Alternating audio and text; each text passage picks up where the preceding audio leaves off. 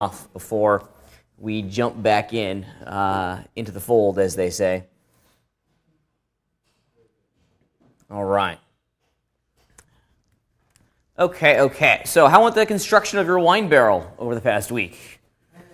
Okay. Getting there? Okay. You know, it's a process. As I jumped over to the lab today and I saw some people working on their assignment, and their UV maps are looking good. If you struggled with this, don't worry about it. You're going to get better at UV mapping. It's going to be this drum that we beat every single week. So there is a skill set that we're going to be establishing today, or over the next period of time. This is something that you can't escape, you can't avoid. So if you really hated it, deal with it. You have to kind of manage this process. It's not exactly the most entertaining thing. I think I spend more time UV mapping than I do actually making models. You know, it's just part of the process. But as you will see today, this is going to allow us to make some really, really cool textures that we then can place on top of our objects. Okay, custom textures that work perfectly for our geometry. If you've struggled with projection textures in the past, this is going to be your ray of sunshine, your one ray of hope that's going to take you into the next level. You're going to see a dramatic increase in the quality of your work once you start, applying once you start applying your UV maps into your textures or incorporating them into your texturing pipeline. So there's a really big benefit. And as we know from last week's conversation, UV maps, it's a required element for the game world. You can't avoid it, okay? You have to have them. So just give it a hug every day. Say, you know what? You're a pain in the butt, but I still love you. Well, that's what I do when it comes to working with UV maps. Today, we're going to continue our conversation about UV maps and start talking about how we can integrate Photoshop into our texturing pipeline. So there's going to be a lot of hands-on Photoshop work today.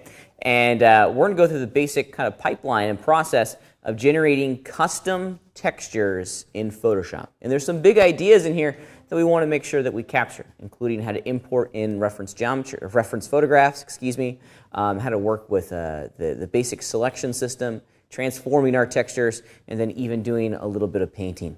Okay. Going forward, Photoshop is going to be our primary application of choice for this entire pipeline. So you're going to be getting a lot of Photoshop love over the next 5 or 6 weeks. Okay.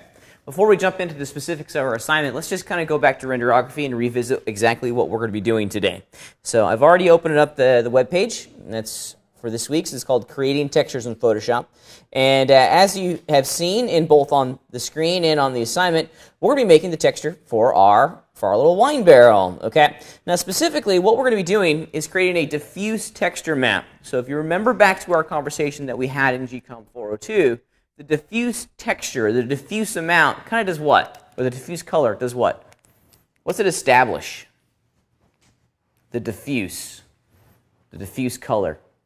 What color something is at that point? Yeah, I like it. Alan, extrapolate on that a little bit. If you were to equate it to like a car, what would it be? It would be the paint on the car. You got it. The paint on the car, the color of the car. We're going to be painting all of our objects going forward, and we're going to be able to generate some really cool, accurate results. I've given you some examples of some of the assignments that have come into the past, and I like these. These are the types of the assignments that I really dig. This one came from a guy named Joey, and he kind of took it to the nth degree, and I just wanted to showcase this because I thought it was just a really rad project. He was like, yeah, okay, we're going to be making barrels. Let's make Mario Brothers or Donkey Kong while we're at it, So he made a little cool Donkey Kong level to showcase his little wine barrels, and I think he did just a really, really great job. So It's Joe's, yeah, Joey Palma, yeah. And he just did a great job. This is the type of creativity that you want to look to infuse for these elements that will ultimately end up in your portfolio. Yeah, we're making a wine barrel, but at the end of the day, you want to be generating a render, a photograph, that you then can insert into your professional portfolio that demonstrates your awesomeness. Okay? So it's something to watch very closely as we go through this process. Okay? Just remember that. Everything that we make should be geared towards our portfolio. And I think he just did a really outstanding job. I mean, he even went as far as doing all the interface stuff as well, which I thought was kind of neat. Okay, we'll come back to this here in a minute, but we're going to be painting our wine barrel this week. Our lab assignment is going to be, again, in opportunity for us to explore UV maps. The challenge is increased this week. We're no longer working with primitive shapes as we were last week. This week, we're going to be working with these cool little Lego blocks, and they're going to allow us to continue to refine our skill using the UV Unwrap tool and Project from View. They're pretty easy, okay? Well, they're somewhat easy. There are challenges on all of these that will make you scratch. If you are the enterprising individual, as I know many of you are, a simple search on my YouTube channel, if you do some digging, you may or may not find the solutions to all three of these little puzzles. But don't go watch the video first. If you get stumped and you just don't know how to do it, there is help out there, but you're going to have to go find it, which I like. I like making you guys think and explore and be little detectives, trying to find these little the answers to the questions. Like, this is the answer in the back of the book, right? I always loved and hated that when I was in high school, right? You get your geometry book, and then you flip to the back, and there's all the problems and all the answers written out. I love that. So we do have a back of the book where all the answers reside in this course, and it's on my YouTube channel. I'll let you find them. They're all there. We'll come back to this, but again, we're going to continue to flex our UV mapping skills as we work through this process of understanding this new challenge that's in front of you. I've given you this asset, so if you want to download it and just kind of save it for the lab, it's in the resources section right there, lab, Moto Blocks. And then I've also linked to 4 videos that you may want to reference and include in your own personal research library about working with UV maps and the bridge between Moto and Photoshop.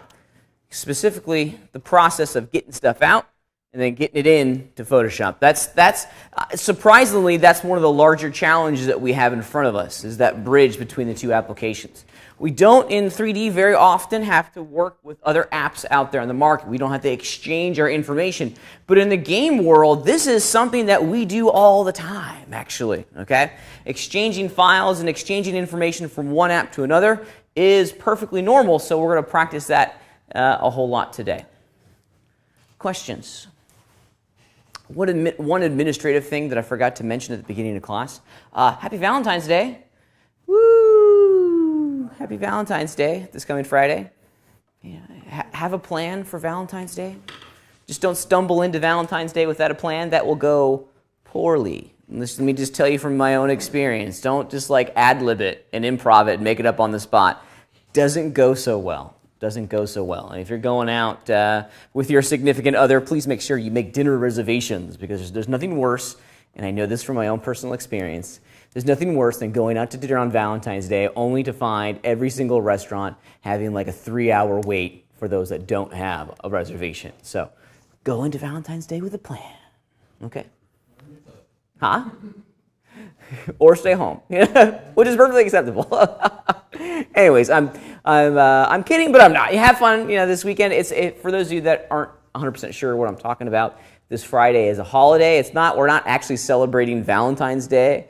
The school is observing President's Day, and actually, I think specifically, it's Lincoln's birthday. If my memory serves, Lincoln's birthday is actually tomorrow, I think, tomorrow or Thursday, and then we're observing that holiday on Friday. And then Washington's birthday is on Monday. So we get a 4-day weekend. Woo! Yes. Love 4-day weekends. So keep that in mind for your Friday and Monday classes. They will not be meeting. In addition, all campus services are going to be closed. So the lab's going to be closed. The library is going to be closed. The only thing that's going to be left on is the Wi-Fi network. So at the very least, you can, sit in your car in the parking lot and check your email. So. Which I have done, by the way, which I have done. It is very doable. I've learned that the staff lot behind the library, you can totally get Wi-Fi out there. So FYI, you can do that. Okay. All right. Any questions before we start jumping in to our stuff today? Yes, sir. Go ahead. Okay. I understood we were supposed to texture the barrel and submit that rendered. Is that correct? No, you didn't have to texture the barrel. The expectations this week was to only make the geometry and the UV maps. You were still asked to make a render. Without the, just with its regular default colors. In addition, if you did more, that's awesome. If you fully textured it, badass. You're on the way to finishing this thing quickly. Yeah, and then I'll get back to you, James. So basically it's just the geometry, the same. And the UV maps, that was it. You got it. You got it. So if you're a little bit ahead, Awesome. You're a little bit ahead. Yes, sir. I did everything with texturing it. If I submit it right now the way it is like, will it go in? Yeah, absolutely. Go ahead and do it. For sure. For sure. Oh, on that note, I hope that a number of you guys have started to notice that I have... Let me open up a new web browser. On D2L, I've started to plug in all the assignment dates.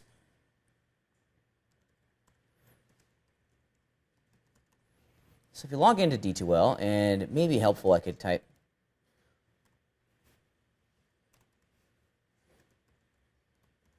There we go. Let's go to GCOM 424. If you notice the Dropbox, oops, okay, I have started to outline all of the, all the due dates. Let me just change my role so you guys can see what you normally see. All right.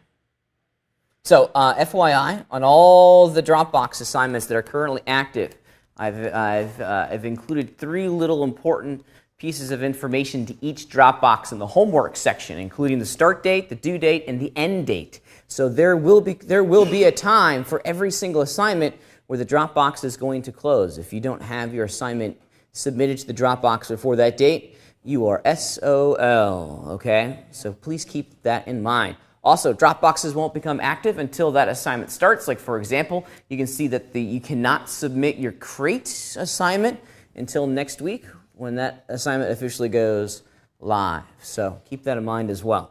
Keep that in mind as well. This is going to keep us on track and on target for all of the assignments that we're going to be working on this semester. If you want more information as to specifically when these assignments are going to be no longer accepted, go into, like, for example, let's do Game Dice. If I go into Game Dice and click on it, it's going to tell us in here when it's due, when it starts. And, you know, it used to show the I don't know why it's not showing you guys the closing date, but there is a closing date for all of this stuff. I'll have to investigate that a little bit more and see why it's not displaying that. But there is a closing date associated with every single one of these assignments. And it's basically 3 weeks from the day it was started, okay, as a little bit of info for you guys. Okay? Questions? Keep that in mind. Something new that's popping up. Yes, sir. We need to send UVs as an ESP, APS. We're going to go over that today. We didn't even talk about that last week. Okay, talk about last week's project. We didn't even go over that last week. You went over how to make UV maps. How to export them. Didn't even go over that last week. Okay, so I just need the file. You got it. What 2 things were you supposed to submit for this week's assignment? What 2 things? You got it. The LXO and the render. That's it. That's the only 2 things that I need. If you're ever confused as to what you're supposed to turn in, always go back to renderography. It tells you. Okay? It's always going to tell us what you're supposed to submit. So, like, for example, for this week's homework assignment, I'm going to be asking you guys to submit a couple other things, okay? Including your LXO, a Photoshop document, the flattened Photoshop file, and then a render of your scene with all these textures on it, okay? So, keep that in mind. All right. Other questions before we get going? Yeah.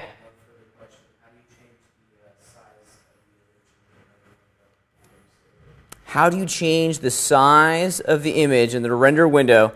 Oh, the size of the actual render itself?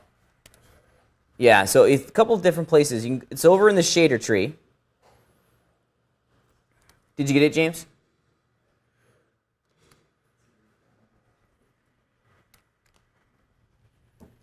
So for those of you that are interested, as a reminder, if you go over here to your render options, so I'm in the shader tree, click on the purple sphere that says render. Downstairs in the render window properties, you can see that the frame height and width will allow you to determine the size of your rendered image. Frame height and width. Mine's currently at a 1024 by 1024, a metric that we'll start to explore here momentarily. Other questions before we get going?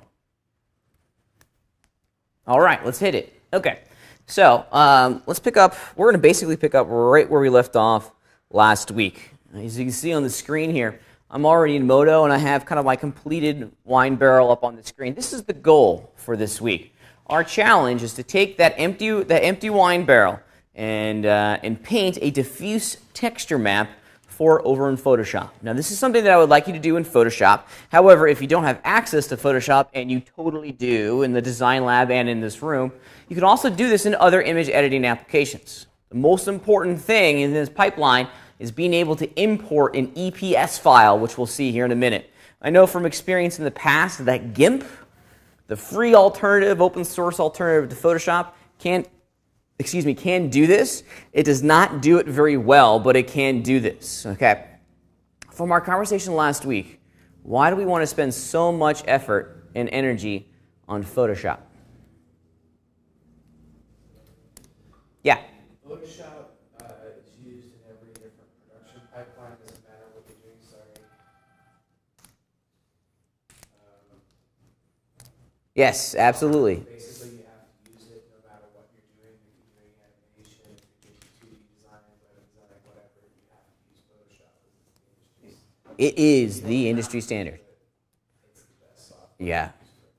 Yeah, it is the industry standard. Everyone uses Photoshop. So it's like the board, resistance is futile, okay? If you're a Corel Painter person, that's fantastic. It's a great app, but no one uses Corel Painter, or not very many people use Corel Painter out there in the real world, okay? If you use GIMP, that's fantastic. But if you really want to be attractive to a studio, you got to have the ability to work instead of Photoshop on your resume, okay? It's a critical skill, and we're going to spend a lot of time over the next, basically the rest of the semester designing all of our textures in Photoshop, okay? Now, a lot of the things that we're going to be looking at today are legacy features inside of Photoshop. We're really not taking advantage of too many of the new things that you find in CC. So almost everything that we're going to be talking about in here can be done in like CS3 or CS4. You don't have to have the latest and greatest technology from Adobe to be able to do good work in Photoshop. Okay, let's kind of start off by revisiting some of the important elements that will allow us to get over into Photoshop. Now, we need to have a UV map, right? We need to have a UV map. Real quick, just as a kind of a small little review from last week, what is a UV map? Yeah, Elijah, go ahead. It's kind of like a really advanced texture locator. Yeah, it's a really advanced texture locator. What does it gain us? What do we gain? Accurate texturing on our model. Bingo, accurate texturing on our models. We can actually paint right on our models here in Modo, something that we're going to be exploring over the next couple of weeks, which is rock and roll, okay? I threw out a couple metaphors last week that described what a UV map is like. Hit me. What we got? What did I equate it to? Yeah. The skin. The skin of our object? Yeah, what else? It's like a rack. It's like all the folds are still visible, but you're turning a 3D object into a 2D plane. Bingo, there it is. I love it. It's like a map of the globe, and we're peeling back the map of the globe and lying it flat, right? And I like what James said. It's a 2D version of our three-dimensional model. I also use the metaphor of the pattern for a dress, right? Huh? Scalpel. A scalpel, yeah. We have to be kind of, it's a little bit morbid, I know. It's kind of strange, but yeah, we have to cut our model like as if we had a scalpel and pull off the skin and lie it flat, right? So it's kind of weird. Yeah, I know. It's kind of weird, but hey, it works. It works. Okay, so let's kind of focus on where we can find all of our UV maps. Pop quiz. How many UV maps can we have on one mesh item? Unlimited unless you're doing gaming. Then it's just one. You got it. We can have as many UV maps as we want per item, right? Per item. And that's the most important element. Per item. A map is directly associated with an item. Yes, sir. You said that we only have one in gaming. So in movies they use multiple UV maps. Absolutely. For sure. Actually, it's just per item. That hasn't come to games yet. Hasn't come to games. We're going to expand that. Now, I'm not showing my entire hand here. I'm holding a couple little tidbits of information for you. The real truth of the matter is that you're allowed to have two.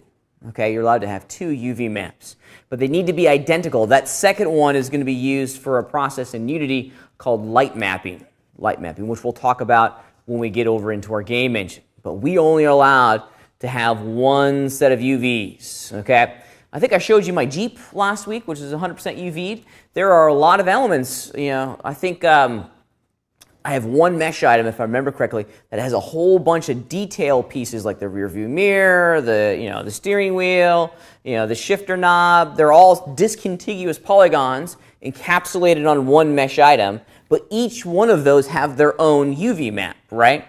Now the great thing and what we gain by having separate UVs is that we get to texture these things independently, okay? We'll talk about that again here in a minute.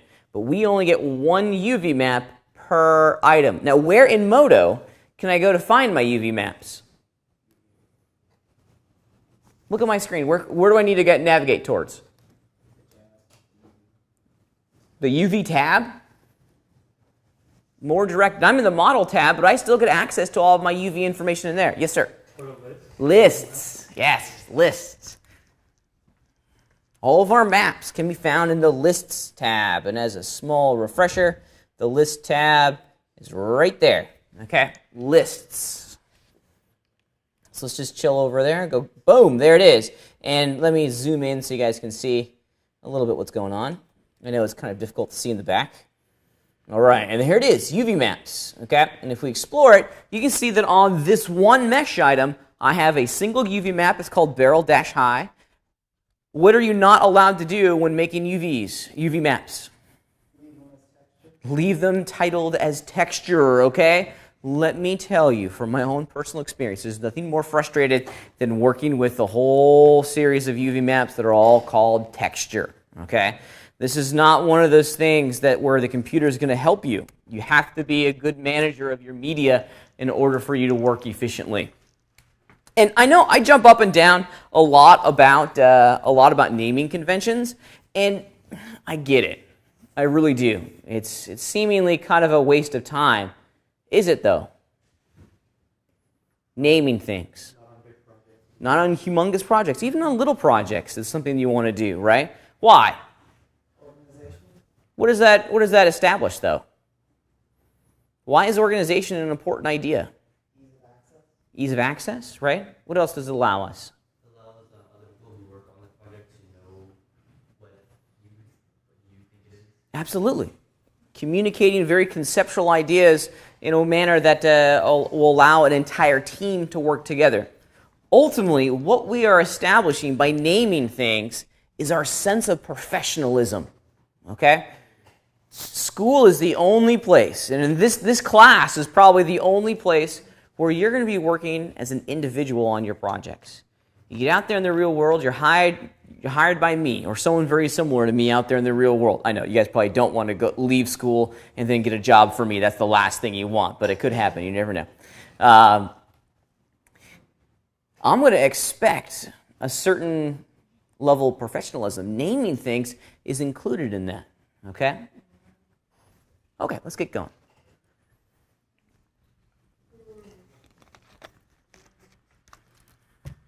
All right. So, all right. So I got my UV map selected here in my list, but how do I view it? What's the work environment that allows me to view all of my UV information? David, what is it? You got it on your screen right now. UV tab, yeah. If we go into the UV layout, this tab is going to bring to the surface a couple of really important areas, okay? And let me just use my standard viewport navigation controls to zoom out here. You can see that our interface has been changed ever so slightly. Over on the left, we have our UV environment, which allows us to very quickly consume all of our UV information inside of our custom grid, right? Let me zoom out ever so slightly more. All right, so here's my UV grid. It's got 4 quadrants on it. Where do all of our UVs need to exist and live and be placed? Positive UV quadrant, which is which one? Just look at the screen. Top what? Right, you had a 50-50 chance at it. Top right. Top right, you got it. All of our UVs need to exist here, okay? At the end of the day, they need to be placed in the top right quadrant, the positive UV quadrant, okay? This is a workflow that's specific towards props, set pieces, characters, vehicles, everything needs to be placed inside of that positive UV quadrant. If it's not there, it's no gonna worky, okay? You're gonna get a really, really bad result. If you have a really complex object, you have to make everything very small. Yeah, absolutely. Yeah, it gets pretty chaotic. Let me show you an illustration of this, just so everyone can see what it's going to look like at the end of the day. Here shortly, I'm going to be asking you guys to make, of all things, a dumpster. I know, I make you guys do the oddest things. Is this going to be like a cell phone?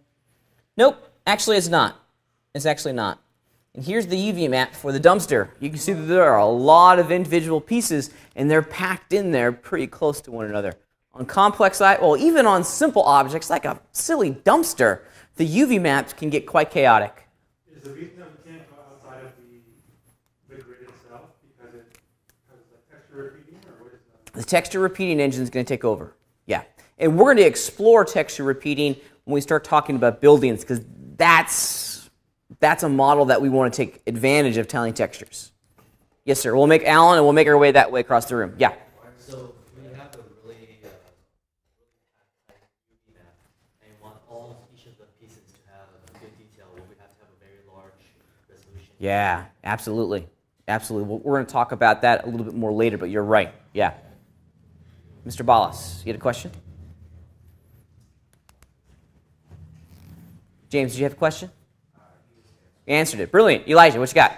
I was going to ask about texture repeating, if there was like that or anything, but Texture what? repeating. We're going to talk about texture repeating, and it's called tiling textures, and that's something that something that's applicable and something that we should use on larger objects like a building. Okay, for smaller objects like characters, vehicles, props, things like this, we want to do this type of UV packing, where all of our UV islands are constrained to that upper right-hand quadrant. This allows us to incorporate an image editing application like Photoshop into our process and paint custom textures. Yeah. Is there a method to the placement of items in the UV cabinet? Is there like a method to the madness as a strategy? Yeah, a little bit.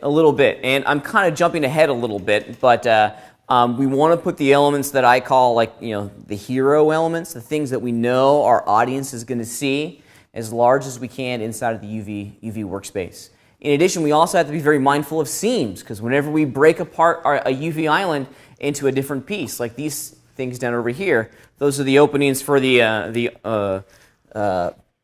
for where the dump truck puts its big, kind of armed lifter arms in. These are discontiguous UV islands down over here. There's going to be a seam in the texture map, right here, okay? And right there, we're going to see a line in there. Where can we hide these, okay? Is it appropriate to have a seam there? Do I care? And in this particular situation, I don't care, because I'm going to be masking that area with a lot of dirt and grunge and scratches, and you're never really going to be able to visually tell if there's any sort of seam there in the first place.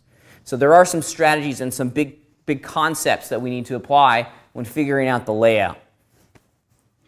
And then sometimes you'll have leftover space. Like for example, all the red islands at the top of this UV map, those are all the bracket pieces for the bottom of my wheels, which you'll never really ever see, but I had extra space, so I made them as large as I could to fit that extra space. So I always start with the big important pieces first, and then see where it all kind of flushes out. Yeah? Is that piece in the upper center that's red? Red. It looks like It's a bolt. the same texture as the rest of the... These guys? This one right here? Yeah. Yeah, that's a bolt. So it's just using the other different texture. Yeah, all 16 of those bolts are going to get the exact same texture information, which is fine for a detail piece. Because the gamer's never really going to get that close to the model to say, hey, both of those bolts look identical. Yeah, no one's going to notice that on the texture side. Yeah.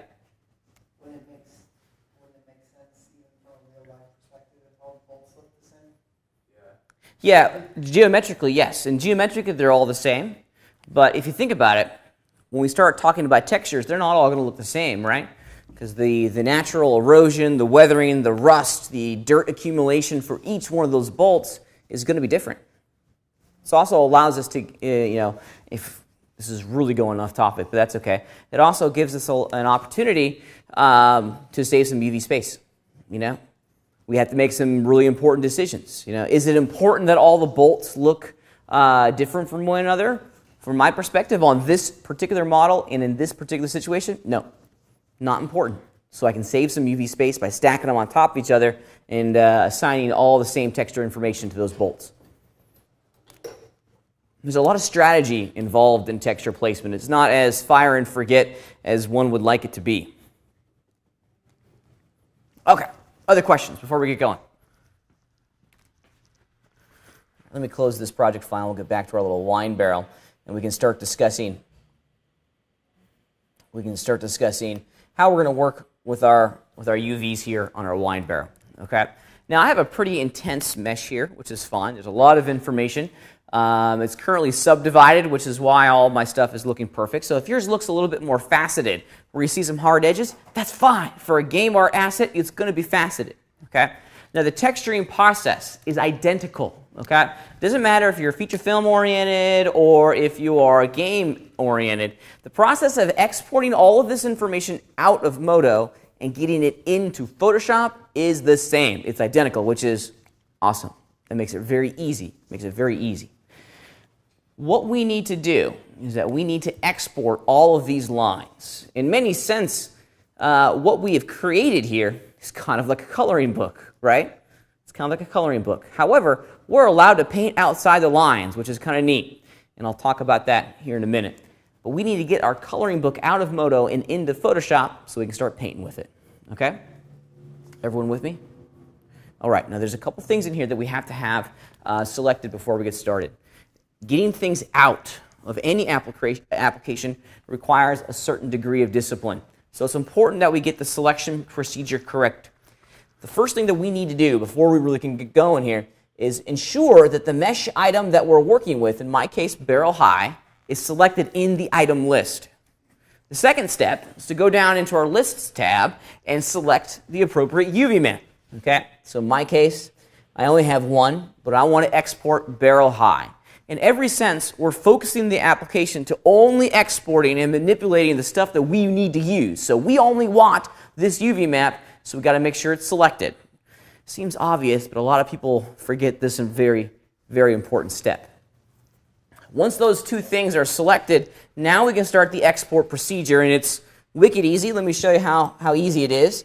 I wish it was this easy in other applications, but for whatever reason, it's not. At the top of the screen, we have a texture pull-down menu. And now that I have it open, let me just go in and kind of zoom in on it a little bit. Because what we need to leverage is a command called export UVs to EPS. And it's under the texture pull-down menu.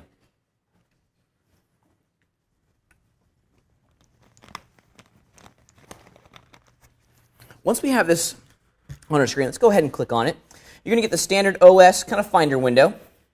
And it's going to ask you for a name and a location. I'm going to put this right on my desktop, and I'm going to call this Pat's Barrel. There we go. Now notice what format it's saving it as.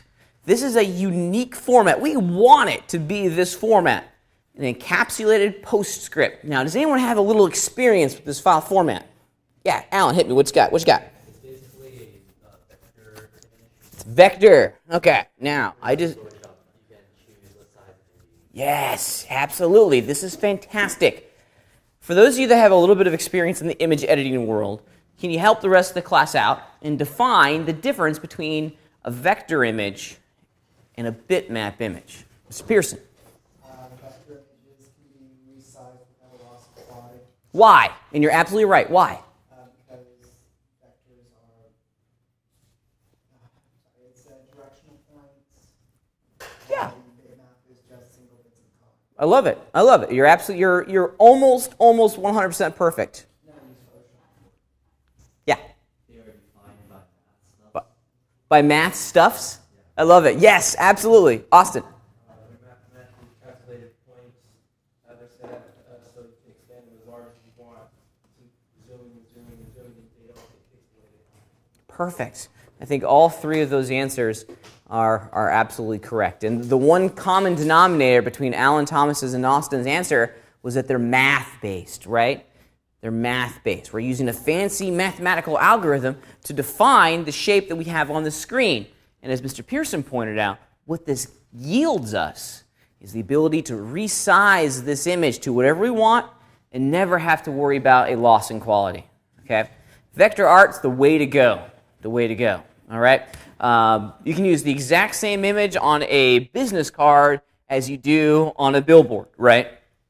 There's no loss in quality. We can scale it to our heart's content, and since it's math-based, we just increase the multiplier on all those numbers, and then bam, we got it.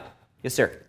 I have my barrel and the barrel lid on two separate mesh, or not mesh items, but Yes. Boo, Mr. Button, boo.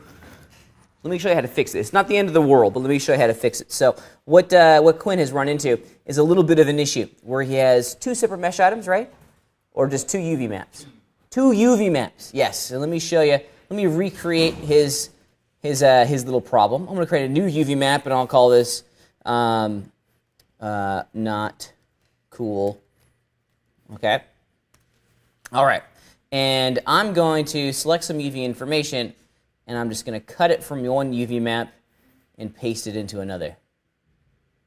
There we go. So there's my UV information.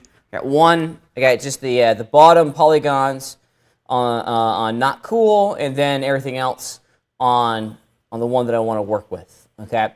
Now combining these really easy. It's not as bad as you think, and you actually just kind of saw me do it there a moment ago. We need to physically go select the UVs that we want to get from one item to another. So if I go into my not cool UV map, I can select all of my UVs, and you have to do it over here. You can't use the keyboard shortcuts to do this, okay? Because we need to go edit UVs, click on it, and then bam, check it out. Yeah. We have a whole bunch of really neat things in here. Okay, so we're going to cut, basically we're going to cut and paste. Don't do copy and paste, because you're only going to confuse yourself, and you're only going to confuse Moto. We're transferring the UV information from one map and putting it on another. So use cut. We'll cut them. So we'll copy all that information to our clipboard and permanently delete it. And now I can go up to barrel high and do edit, paste UVs. Okay, and now we're ready to go. In addition, I would suggest, Mr. Button, that you go in and delete that unused UV map just to ensure that you don't confuse yourself, the computer, or the workflow any further. It's not bad, and I apologize to Quinn. It's not, he didn't do something that's completely outrageous. I often do that a lot too. I'll have like one master UV map where everything is just perfect, and then as I work, I'll make like another UV map that's kind of like my canvas, and so it allows me to experiment and work quickly without having to worry about messing up my other UVs that are permanently, like right and fixed. So it's not a bad workflow, to be entirely honest with you.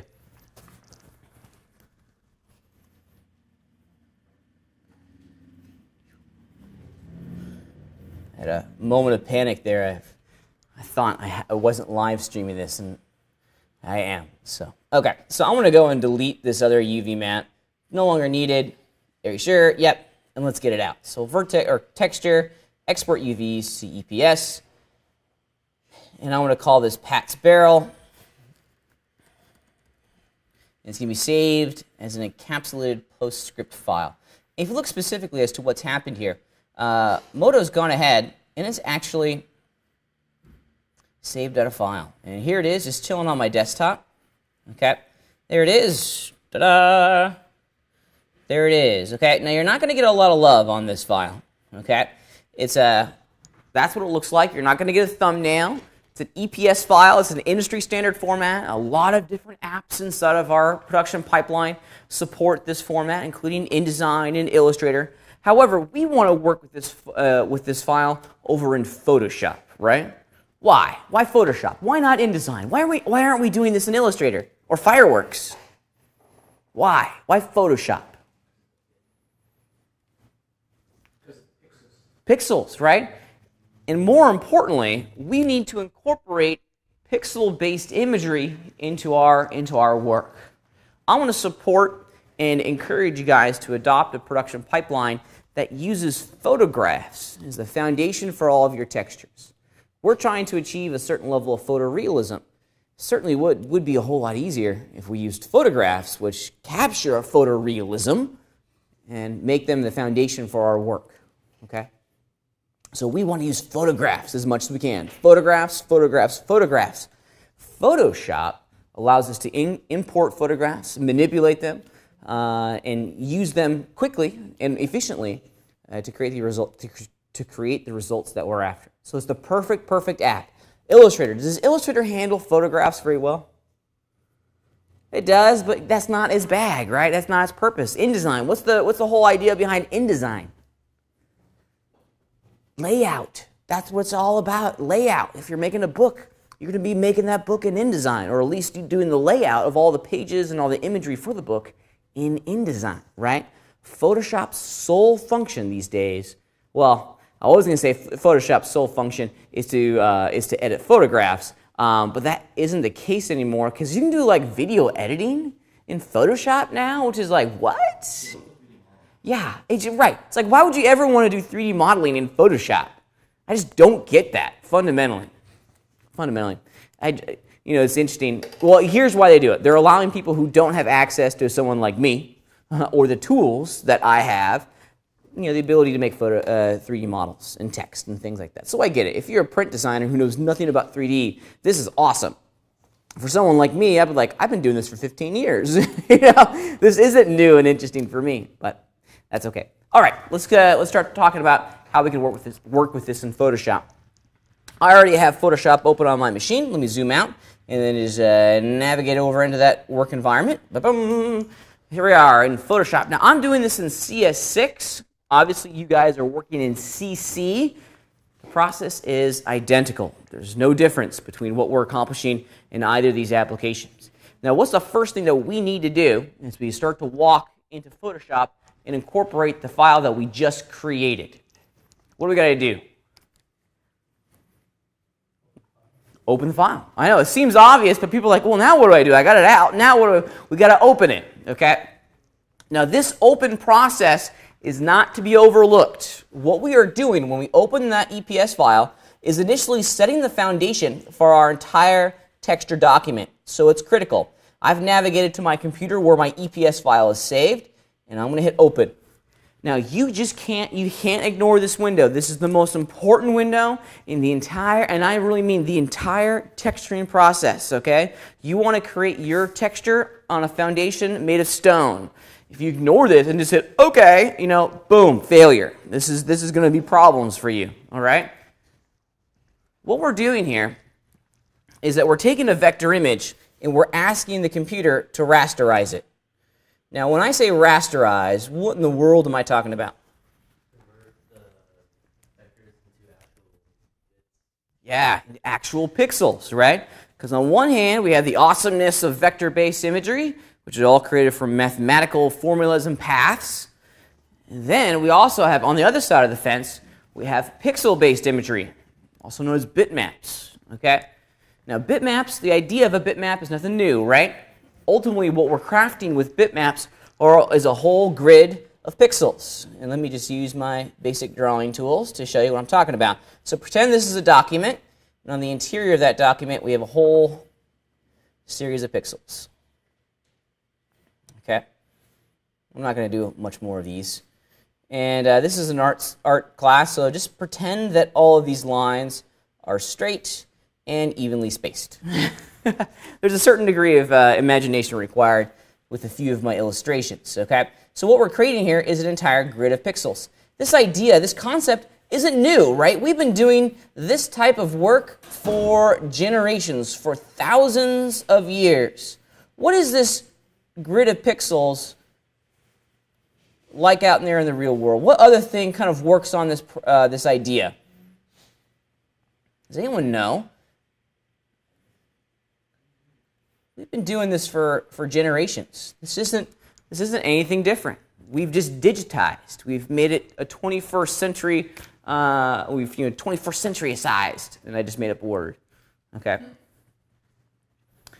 This is like a mosaic. You guys remember back in the the lovely ceramic mosaics that were beautifully made during the Greek and Roman eras.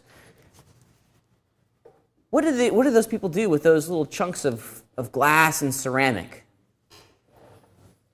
Little chunks. You guys know what I'm talking about? Little chunks of glass and ceramic, right? And they masterfully took all these little chunks of glass and ceramic and they put them on this big platter of mortar and they very carefully stuck them in very important and specific patterns to create what?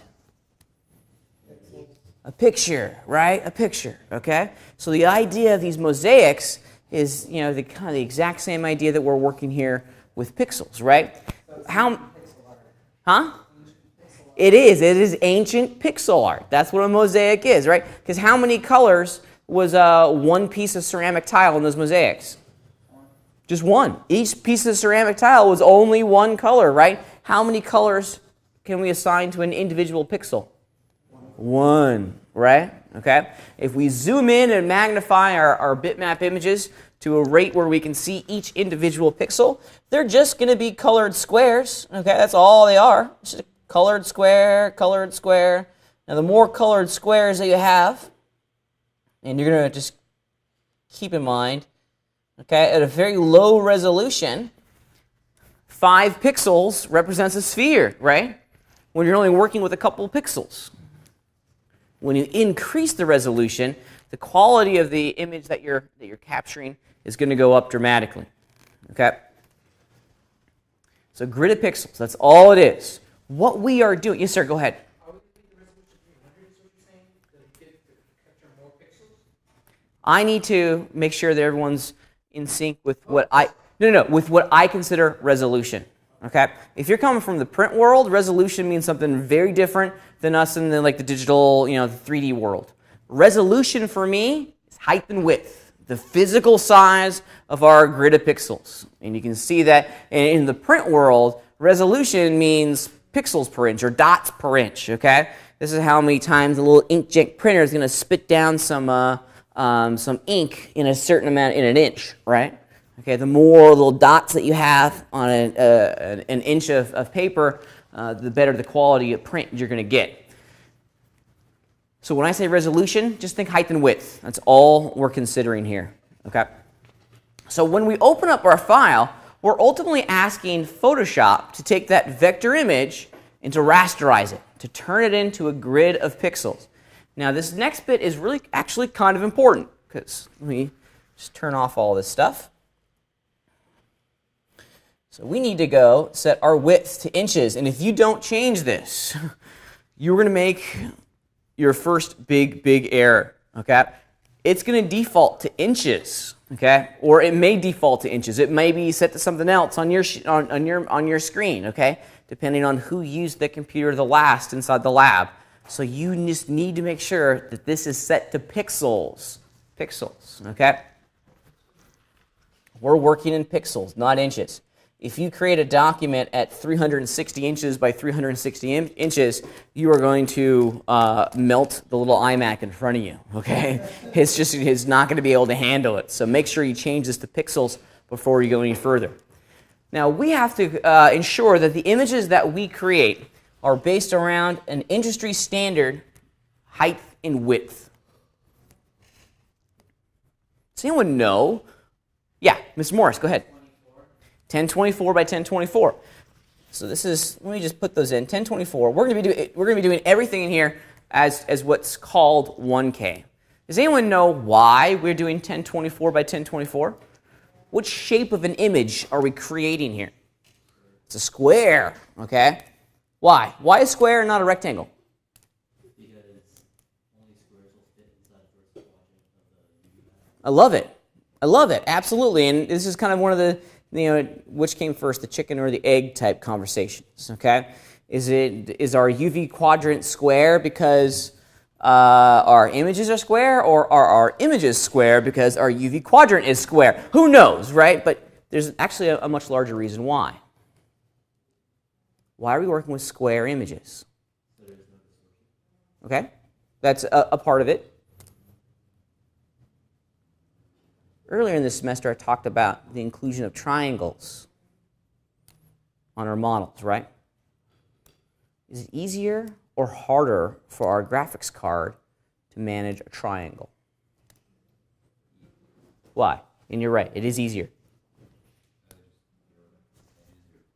There it is. There's just it's faster for our graphics card to calculate 3 points than 4, right? Just the numbers are less, okay? Seems obvious. It seems so simple that you're, oh, it can't be that, right? No, it is. It's just the numbers are easier to crunch for our graphics card, right? Same goes with a square image, right? Because what do we get when something is proportional? We can make it bigger or smaller just by dividing it in half or multiplying it by 2, right? It's easier for the computer to manage all this information because what you haven't seen yet in the graphics engine, or excuse me, in the game engine, is the ability for the computer to scale up and scale down depending on the distance you are from that character, right, or from that texture, okay? If things are rectangular or triangles or a circle-size image, the computer has a lot more math that it needs to do to ensure that it's scaling those images and applying them to the models correctly. So this is truly a kind of a graphics card issue.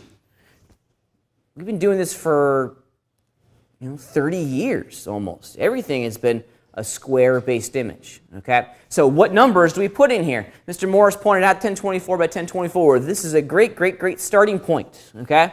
I like 1024. This is classified as a 1K texture. Almost everything that we do in here is going to be done at the 1K level. Okay? So we have So we got 1024 equals a 1K texture. Okay? This is the ceiling for what we're going to be doing here in this class. If you start to look at what other folks are doing out there in the real world, the current generation of video game consoles is pushing this, which is good, right?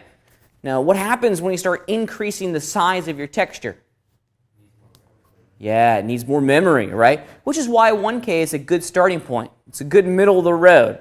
If you think about it, unfortunately, we don't have enough power on our mobile devices to handle something a little bit more than this, okay?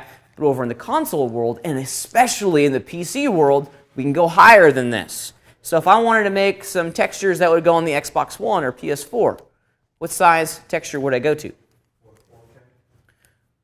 That is 1. What's the next size up? 2K. So what would be the numbers? 48. We double it, okay? And this is why working at square images is so cool, is that we can increase and decrease the size of our texture just by multiplying or dividing by 2. Awesome. I love it. So 2K textures. You see these often. Usually in the current generation of consoles are hero objects. Okay? So what would you classify as a hero object? Yeah? Scarab, like an armor for somebody. Say again? Armor. Armor. Okay. Think a little bit more generally. Items that the player is physically going to interact with, something like a weapon that they pick up off the floor, okay? The actual character themselves, maybe a vehicle that the person jumps into. Things that the players are absolutely going to see and absolutely interface in. So we're going to give them some more love, right? We're going to give them some more pixels. That way, the details within inside the texture map are better, okay? Now, do we want to use this for everything? No. Now, it'd be nice if we could, Alan. It'd be great because our models would look, our environments and our characters and our models would look awesome. Every single part of them would look awesome. Are you going to have a 2K texture for a rock? No. So, yeah, it would be lovely if we could, right? It would be great, but we're throwing away a lot of optimization right off the bat, right? Because now we're dominating our memory with a texture file that doesn't need to be 2K, okay? The gamer's just going to run by it. How often in a game do you stop and look at a rock? Gotta check behind it. Gotta check. Okay, a small rock on the ground. Let me kind of, no one's going to really stare at it, right? It's also going to be some distance away from the character, okay? So it doesn't need to be a 2K texture map. It can be a 1K texture map or even lower.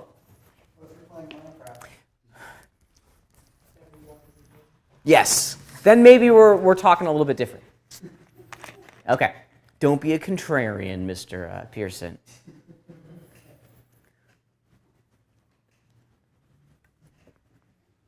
So if I wanted to make this texture smaller, what would the number be? Do the math. Smaller. If I wanted it to be smaller than 1K. 512. Absolutely.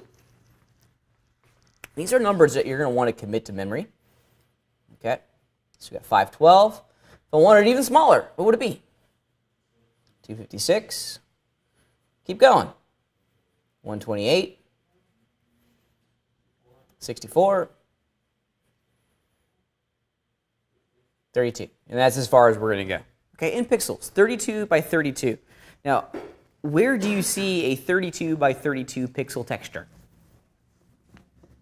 Nowhere. Yeah. Shell casings.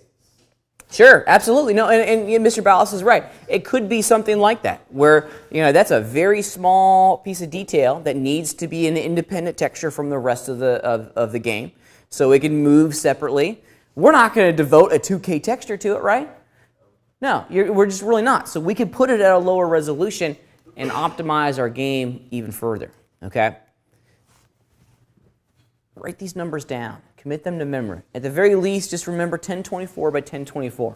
Almost everything that we do in here is going to be submitted at that 1K level. Okay? It's a good starting point. It gives us enough pixels within inside of our Photoshop document to do some really nice detail work, but it's not going to be so large that it's going to dominate all of our memory over in our game engine and in Photoshop. Okay. All right, so the last thing that we need to do, I've inserted my height and width. The last thing that we need to do, and this is, let me just kind of unfortunately put this out there. This is the one thing, oops, looks like it's not going to work, that people always forget. Okay, it's this thing right there. CMYK. We need to change the mode, the color mode. For those of you that have a little experience working in Photoshop, what color space is the CMYK color space kind of reserved for? The print industry, right? Because what do each one of those numbers, or excuse me, what do each one of those letters represent? And black. And specifically, what are those? Great job. Your graphic design instructor just smiled. He gained his wings just then, okay? That was one of my favorite commercials from the Super Bowl. You guys see that? The Volkswagen one where, well, anyways, go watch it. It's funny.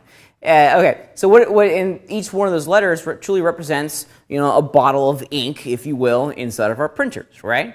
And we mix those inks together and we get, boom, an awesome poster, all right? We're not working in that environment, right? We're not going to print stuff. These aren't colors of inks. What space do we want to work in? RGB. Yes, absolutely. So RGB. So we need to change it to RGB color. If you don't do this, Photoshop and almost everything that we're going to be exploring subsequently here in the next couple hours is not going to work. Okay, so please make sure you change your mode to RGB. And now we can hit OK.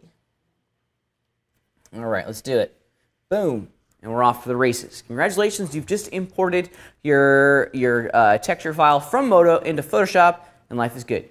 Does our PPI matter on this? Say again? Does our PPI matter on this? Nope, you can leave it at 72, you can leave it at 300. It's not going to make a difference. Other questions? So the two things that we need to focus on, the height and width, right? 1024 by 1024, and ensuring that we're changing the color mode from CMYK to RGB. All right, what else we got? Any other questions? All right, let's take a look at what exactly we've done here. Now, on the surface, it doesn't look like we've done a single thing, right? That's the furthest from the truth. If you look carefully at the document that we have open, you can start seeing a few lines, okay? The coloring book that we exported from Photoshop, or exported from Modo, has made its way over here into Photoshop, but it certainly would be nice if I could see those lines a little bit more clearly, right? Right now, whenever we open up an EPS file inside of Modo, inside of Photoshop, that's going to happen a lot, by the way. Whenever we open up our EPS file in Photoshop, we're going to have a transparent background, right? How do I know that I have a transparent background on my layer in Photoshop? Gray and white squares. Yeah, that checkered grid in the background. That's the Photoshop indicator of transparent pixels, right? We want to keep this, okay, because we want to take advantage of the Photoshop layering system, right? That's kind of why we're here. So we need to, but it sure would be nice if I could just see all those lines, okay? Let me show you what I'm talking about. Here's a trick that I've been doing forever, and it makes working with these UV maps a whole lot easier inside of Photoshop. Over here in our layers palette, of course we get a lovely indicator for the actual layer itself. There's layer 1, okay? And let's just be good stewards. Let's be professionals here. I want to double click on the name and just call this UV map, okay? That way I can visually tell just within inside of my layer stack the role of this layer. And now, with that done, I want to put my mouse cursor in the empty spot on the layer. So way over here, I want to double click. The moment I double click, we're going to get a little popover, and we're going to add a layer style. Okay? These layer style allows us to change a number of parameters, but what we want to focus our attention on is the stroke section. Stroke. So if I click on the word stroke, it activates the stroke parameter for the layer style, and it applies an outline for all of our UVs, and ta-da! There they are, right? There's our UVs. Great little trick, because we want to see the lines of our coloring book as easily as we can. But there's a couple other parameters in here that we need to look at before we go further, okay?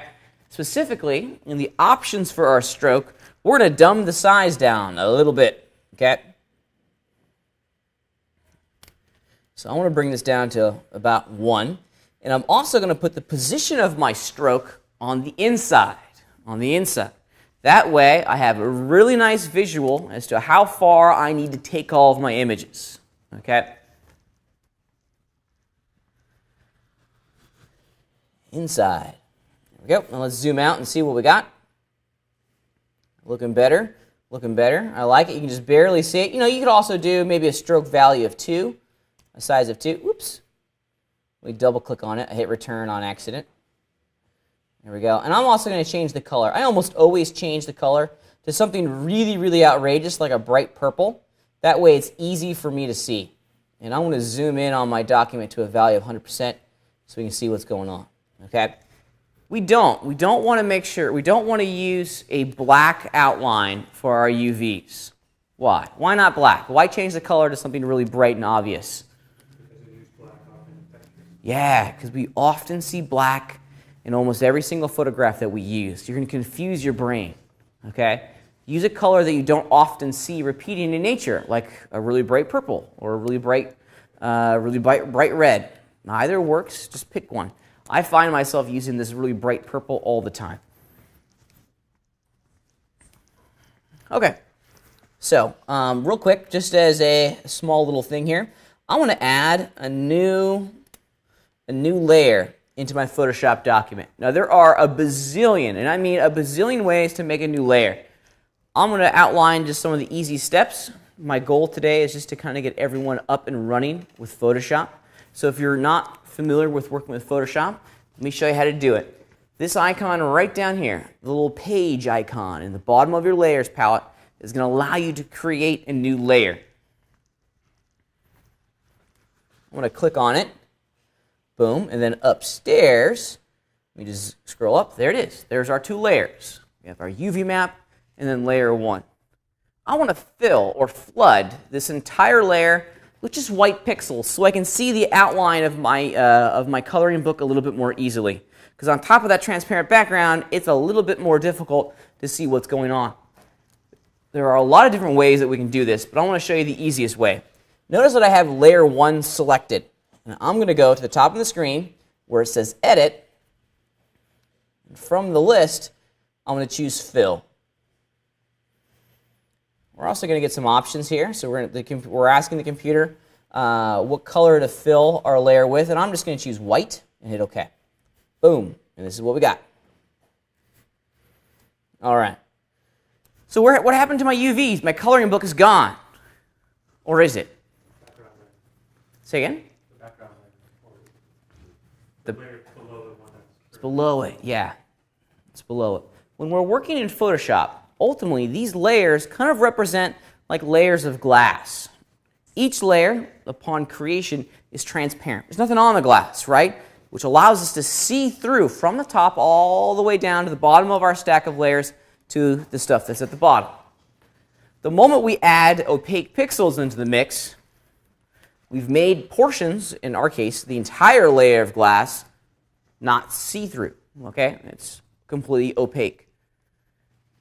Now, luckily for us, these layers of glass are not written in stone. We can change the order of our layers to get the illusion that we're after. I want to be able to see a white background with my UVs on top of that white background. So what do I need to do here? Yeah, you got it. Raphael's got it. We're just going to reorder the layers palette. By grabbing my UV map layer, I'm just going to select it with my left mouse button and drag up. Boom. Now that little white line that pops up, or maybe a black line on yours, represents the new home for our UVs. And there we go. Now it's a little bit easier for us to see all of our UVs. Okay? Much, much easier. Much, much easier. You can do this. I would encourage you to do this. It definitely makes working inside of this process easy and simple. For me, layer 1, that little white layer, this is a throwaway layer. This is a layer that's not going to end up in the final version. It's just something that's going to be applicable and useful as I start to build the foundation for my Photoshop document. Because now I can see my coloring book, and it looks fantastic. Looks pretty good. Okay, other questions? Pretty simple, right? Pretty simple. So let's talk about how we can incorporate some photographs in here to begin rounding out what we want this thing to look like. I mentioned earlier that we want to use photographs at every step of the process to generate the illusion of photorealism that we're after. Okay? Photographs are the best place to start. I would encourage you to start looking at your world a little bit more differently. Start looking at your world both on the geometric side and on the texture side, because the geometry, as we saw on this week's assignment, is only a portion of what's going to show up in the game, right? The texture is going to be seen. So we want to make sure that the surface looks as real as we can. Photographs are the way to go. Now, you can use your own photographs for this. You can search online. There are a lot of really great resources out there on the web that allow you to very, very quickly find great photographic reference. I want to show you my fave. Let me just open up a web browser here. And I'm going to go to CG Textures. cgtextures.com. This is your new home away from home for all things photographic reference, okay? You definitely want to bookmark this, put it everywhere, save it online. Definitely keep CG Textures in your back pocket, because in my opinion, it's the most comprehensive resource for free online photographic reference out there in the real world. It's fantastic. It really is. And they update it often. They do some really great things on here. It does require a free user subscription, so you have to sign up for the site. I've been a member of CG Textures for probably 10 years. I've never once have feared that they have been selling my information, nor have I gotten any spam from them. So they're a legit company. Almost everyone in the game community, and should even the feature film community, uses CG Textures in one capacity or another. It's a great reference. Sign up for this site. I'm going to be using the textures that for all of my projects, they're going to come from this one website.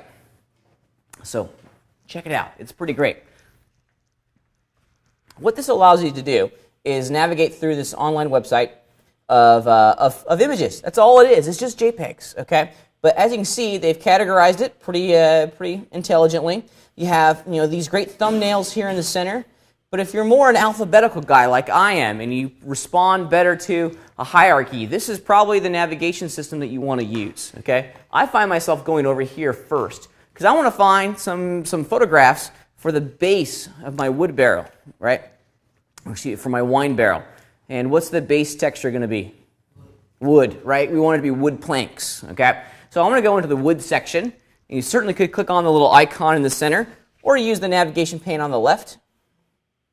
And this is what we get. We get a whole series of subcategories now. You're going to find that there are thousands, and I mean thousands, of photographs on this site for you to download and use in your daily work. Okay. So now we got to get a little bit more specific. So let's see. We got We got a burned category, ends, fine wood, logs, planks, plywood, reinforced, rough, and tree bark. Let's see, I'm going to go into rough.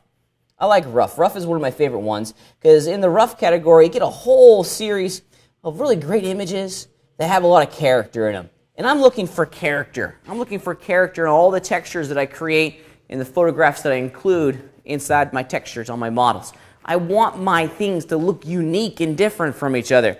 I want my objects to look as though they had actually lived in some sort of environment and they were influenced by the weather, by erosion, by oxidation, rust, dirt. Shoot, just straight up human interaction is going to influence how our objects look. So this is a cool place for me to check out a whole lot of great images that get me closer and closer and closer to what my creative brain wants to see. And it's pretty comprehensive. They have pages upon pages upon pages. If you can't find something on here that you like, you are way too picky. Way too picky. They have something in here. There's a hardware store that I drive by all the time up in Northern California, and under the name of their hardware store, they have a great slogan. And it says, if we don't have it, you don't need it. And that's kind of my mantra for this website. If they don't have it, you don't need it. Okay, they have everything. It's fantastic. It's the largest that I have found for free on the web. Okay, so let's pretend that I'm happy with some of these. Let's see, I saw one earlier. That was kind of cool. This one's kind of neat. And some of them actually come in a little set. So you can hover over them, kind of get a better understanding of what they look like. It's fantastic. It really is. It really is. When I haven't logged in, but with the free account, you're able to log in and download up to 15 megabytes of texture information per day. Per day, okay? So keep that in mind. Per day. I know you guys get download happy. You want to download everything. But with the free version, you get 15 megs a day. So be selective. Be selective, okay? Don't download everything. Only download the ones that you think and that you're going to use in your design. Now, I've already downloaded and one other thing, save them. Save them. Save all of your textures.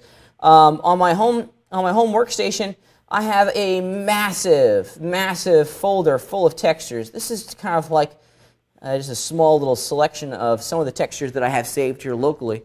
I have gigabytes upon gigabytes of texture information saved at home. Save these files. That way, in a month from now, you won't have to go to CG Textures to download stuff. You can use your own personal library. Yeah? Can you pay them to be able to download more per day? Yes, absolutely. So if you want to, I believe that there is a membership fee that allows you to, I think it's like $75 a year. Don't quote me on it. I'm sure it's on the site. But I think with that, it's like $75 a year, and you get like 250 megs a day or something like that. So it's pretty good. It's pretty good. Yeah, it's not bad. Okay, so save all your texture files to your local hard disk. Bring them with you everywhere, and then instead of having to go through CG Textures and download stuff, you just kind of navigate your own personal library and find the ones that you want to use. And I do this all the time. I just cruise through my own little library, find something that kind of matches my artistic. Hey, that's not a piece of wood. I don't know how that got in there. My bad. I love photographs that are like this. I think these are just really kind of great because they have a lot of character. They have a lot of dirt. They have a lot of the stuff that I'm looking for as an artist already just in the photograph. Rock and roll. This is awesome. What we're trying to look for here with the photographs is not a photograph of a wine barrel. We're looking for specific texture, kind of texture moments. We're looking for a really good plank or a really good piece of metal, or we're looking for a really good bolt. We're looking for components of a much larger object, not the totality of that object, okay? So we're just looking for texture information. Let's keep growing. That one's not my fave because the texture is a little desaturated. Let's see if I can find a better one here. And it doesn't even have to be the entire thing. I saw one earlier that will work. Wood planks. Okay, So this is the one that I'm going to use as the foundation for my object over in Photoshop. And I guess quick preview is not going to do it for me. There it is. Oh, nope. Quick view is not going to work. That's the object that I'm going to use as the foundation. Okay. So how do I get this into Photoshop? How do I use it? So easy, it's hard. Yeah, it's a good picture. I'm 100% confident that I got that from CG Textures at some point. You drag that into Photoshop. Just drag and drop. Yeah. I'm sure it's in there somewhere. I don't know where. They have pages upon pages. So and I like to encourage people to use the drag and drop method, okay? Especially when you're working with large libraries of textures as I am here. Doing file open can be a little bit of a pain in the butt in Photoshop. So I'm just going to grab the icon of that document and drag it onto the Photoshop icon in my doc, and then it's automatically going to open that Photoshop document here in Photoshop. And rock and roll, now I have it going. Okay. Okay. Before we take our break, let me just kind of illustrate a small little challenge that we have to work with inside of Photoshop. Okay. I'm a big fan of working in full screen mode. Okay. So you saw a moment ago that I had hit the F key on my keyboard, and then I got something like this. Now, when you're in full screen mode, what we don't get is the ability to very quickly to jump between all the different open documents. And I really hate working with tabs. Like, I really don't like the tab workflow inside of Photoshop or any of the Adobe apps for that matter. It just doesn't jive with my artistic passion or my artistic workflow. Okay?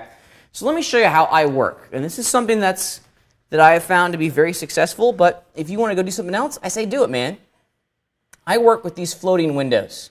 I find this the best, just for me personally, because it allows me to have a number of different documents open simultaneously, and it also allows me to jump between these documents quickly. And that's what I'm all about. I need to throw down a base for this texture as fast as I can. Okay? So let me show you what I'm going to do here. Now this is not a representation of how I would actually work, but just a representation of how we combine specific parts or how we combine separate photographs into our UV mapped Photoshop document in the background, right? You can see that I got the texture file, the white background, and then I got the photo from CG Textures chilling in the front. How do I combine my planks into my UV map texture file? How do I get it in there?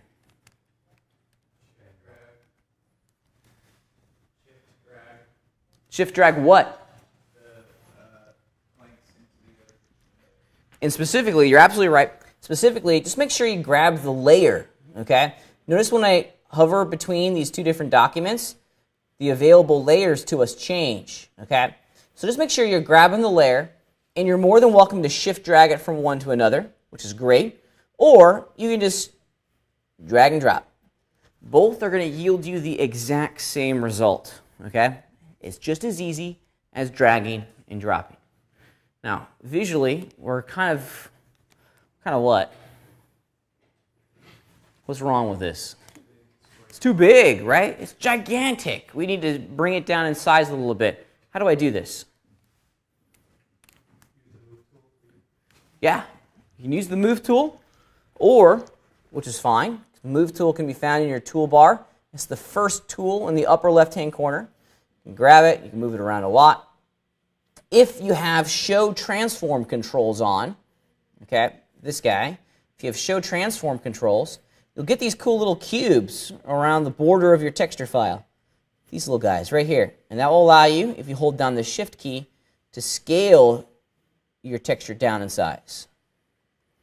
What's the other way that we can do this? If I don't have Show Transforms on, I can just move it.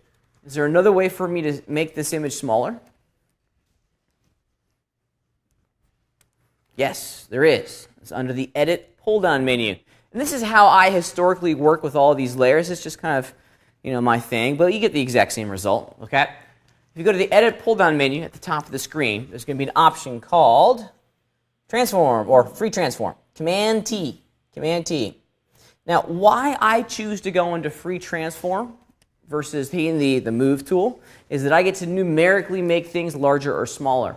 One of the great things about working inside of Photoshop is that they give you a whole lot of options per tool that you're currently using. So if you zoom in a little bit, all of those options can be found up here. So we have anchor point, the position of these elements, but I want to focus on the height and the width. If I hit the little chain link, it's going to constrain their proportions, and then I can just put my mouse cursor on the letter H or on the W, and then left click and drag. And it will, a little slider. A lot of folks don't realize that these are sliders. You can also rotate it around, which is kind of neat. So I think I'm going to need to rotate this thing 90 degrees. Let me zoom out, see what we got. Yeah. So just another way of, another way of doing the exact same thing. I'm going the wrong direction. All right. Now, I've transformed my object. What's the last thing that I got to do? Yeah, you got to click on that silly little check mark. And this drives me absolutely crazy. Because even though I know what I'm doing in Photoshop, I still forget to hit that damn check mark. Whenever we transform things, and there are some other operations that also require us to confirm it, but at the end of our transform operation, we need to effectively, coming from the Moto world, drop the tool, right? We need to tell the computer that we are done and that we're ready to go on to the next step. Hitting that little check mark is our opportunity to do that. Boop. Now we're good. All right, rock and roll. Things are looking pretty great. Now I have a layer inside of Photoshop that I can use as the foundation for the rest of my model. Pretty great, huh? Pretty great. Any questions so far? All right, I'll tell you what. I've been yakking for well over about an hour and a half. Let's just take a small little break.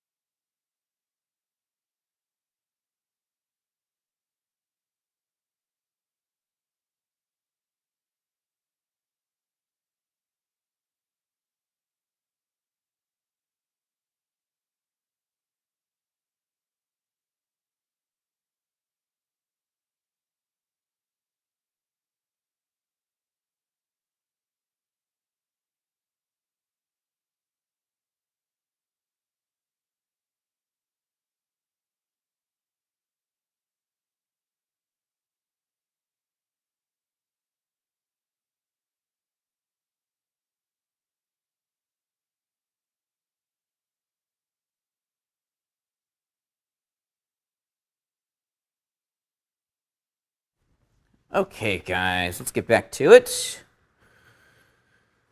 All right, so before we went on our break, this is kind of where we were. We have some great Photoshop detail, some photographs included into our document, but we're certainly not done yet. We still have a whole lot of work left in front of us, right? But we're getting there. We're getting there, right? Speaking of the planks, what's the largest problem that you can see right now, visually? Yeah. Way too big and spaced out, okay? We've got to remember the size of our planks in relationship to what we're mapping it on, okay? And I can, as I look around the room here, I can see a lot of you guys doing a really great thing, and that's you're reordering your layers stack. And I almost always do this. I always put my UV map layer on top. That way I can get a really nice idea of where the lines of my coloring book are really going. It also gives us a great idea of size and scale of our object. We can very easily see the top and the bottom of our wine barrel. And as Mr. Pearson pointed out, a comparison of that information just tells us that these planks are massive. They're way too big in relationship to the object that they're going to be mapped on. So we can't forget about the geometry. Even though we're working here in Photoshop, we still can't forget about the geo, okay? We can't forget about the object that this texture is going to end up on. So let me just make this guy a little bit bigger. Once again, I'm going to select the layer, go Edit, Free Transform, Command-T, and start to scale things down a little bit until I'm generally happy, and somewhere right around in there, I'm pretty content with that. Now, with wood planks, you can see that I have a little bit of an issue on the height, right? The width is kind of right about where I want them to be, but the height is not. Do I care? Yes. A little bit. I can stretch it out. I can just pull down on that transform handle at the bottom of my texture and kind of stretch it out. We can get away with this with wood planks, right? I can do that with a wood plank. Totally works, right? Because now it just looks like the grain is just a different pattern. As long as we don't have any repeating information that looks distorted like a diamond plate on metal. You guys know what a diamond plate is? It's the, those big chunks of corrugated steel that have like the little grippy little metal chunks on it that's in a very specific pattern. Say again? I think it probably is also called a tread plate. But if we were to stretch out that, then we'd notice that there'd be a distortion in the texture, right? That's not a situation where we'd want to do what we've just done. But with wood grain, we're good. We can totally do that. Now, what about the width? We got the height down, but I need a whole bunch more of these planks. How am I going to do that?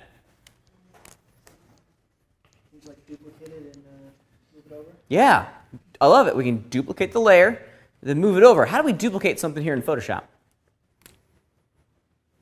Any takers? I love it. Yes, and Raphael is absolutely right. So if we select the layer in our layers palette, we can hit Command-J on our keyboard, or here's what I do. At the bottom of our layers palette, we have that lovely page icon that earlier allowed us to create a new layer, right? That guy. Well, check it out. If I grab, I'm all about dragging and dropping. If I grab my wood plank layer and then just drag it onto that icon, watch what happens. It's another great way of duplicating that layer. Command-J will yield you the exact same result. Now that I got two of them, I can grab the Move tool and move the selected element where I want to go inside of my scene. And I'm starting to create the illusion that I'm after. Yeah?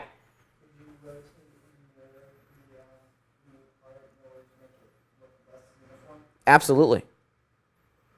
Absolutely, for sure. If you wanted to do that, I think that's a great idea.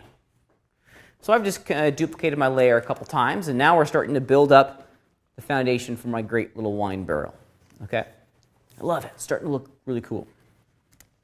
Now, if you look very carefully at the top of my wine barrel, I'm going to select the magnification tool, which is right there, and just zoom in up here to the top. Are my wood planks extending past the borders of my UV map? Yes. How do you know that? Because you can see the borders are underneath. I love it. Absolutely. We're outside the lines, right? Do I care? Yes. No. I don't care. And here's why. We're making a coloring book, but we can color outside of the lines in our coloring books, right? Because remember, over in Modo, are these lines? What are they? They're polygons, right? So there really is no empty space inside of Modo. What we see here in the UV map is a representation of polygons, okay? So if it's outside of our coloring book, if the image is outside the lines, that part of the image is not going to show up on its associated polygon back in Modo, okay? So it's a great way for us to be a little sloppy. We don't have to have the perfection at times that we need. But with that said, you can see immediately above it, I have the UV information for a bolt. If I had something like that, is this a good idea? What would happen if I left this image in its current location? It would overlap with what? It would overlap with another UV. There it is. And I think, Thomas, you had it. It just wasn't materializing correctly. Yeah, it would show up on the bolt. Okay. Okay. So remember, these lines represent features and polygons on our original model. So whatever's on the inside is what we care about. So we can be sloppy, but we can't overlap our UVs, or excuse me, overlap our texture information on other UV islands. Okay. So we need to make sure that when we're packing our UVs over in Modo, that there's a little bit of a gap, right? That way we have a little wiggle room here in Photoshop when we're applying all of our textures. So little wiggle room is required.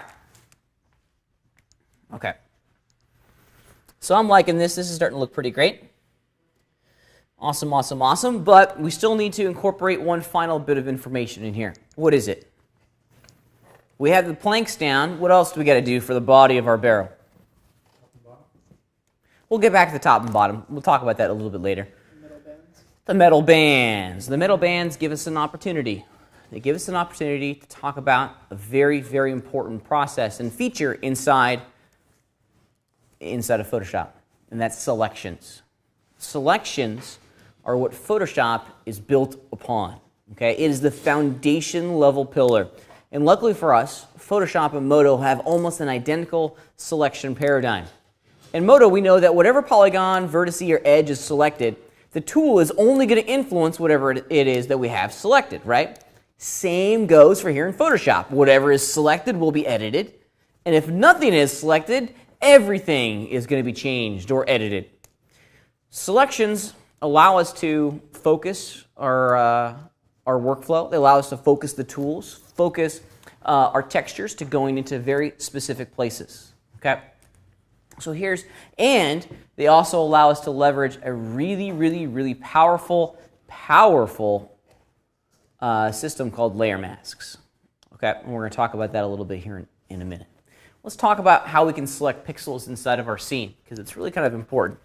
I want to select a whole series of pixels that represent the location of our metal bands. Over in our toolbar, the second tool in the upper left-hand corner is the marquee selection tool, the rectangular selection tool, if you will. We also, if we left click and hold, we can see that we have circles, we can do straight lines, straight columns, lots of options. I want to focus on the rectangular marquee selection tool. All right, and I want to select some pixels. Now, I'm sure a number of you guys are asking, well, what pixels are you going to select? Look carefully at your UV island, at your UV map, and you'll start to see patterns. This is kind of like the matrix, right? Initially, you just see a whole bunch of gobbledygook, but at the end of the day, you'll start seeing your model, appear in front of you over time. I see in here the metal bands, or the edge segments that represent the details of my metal bands. Do you guys? Can you guys see it on my screen? Yeah, it's right in here. These are my metal bands right in there. So I want to select that part of my document.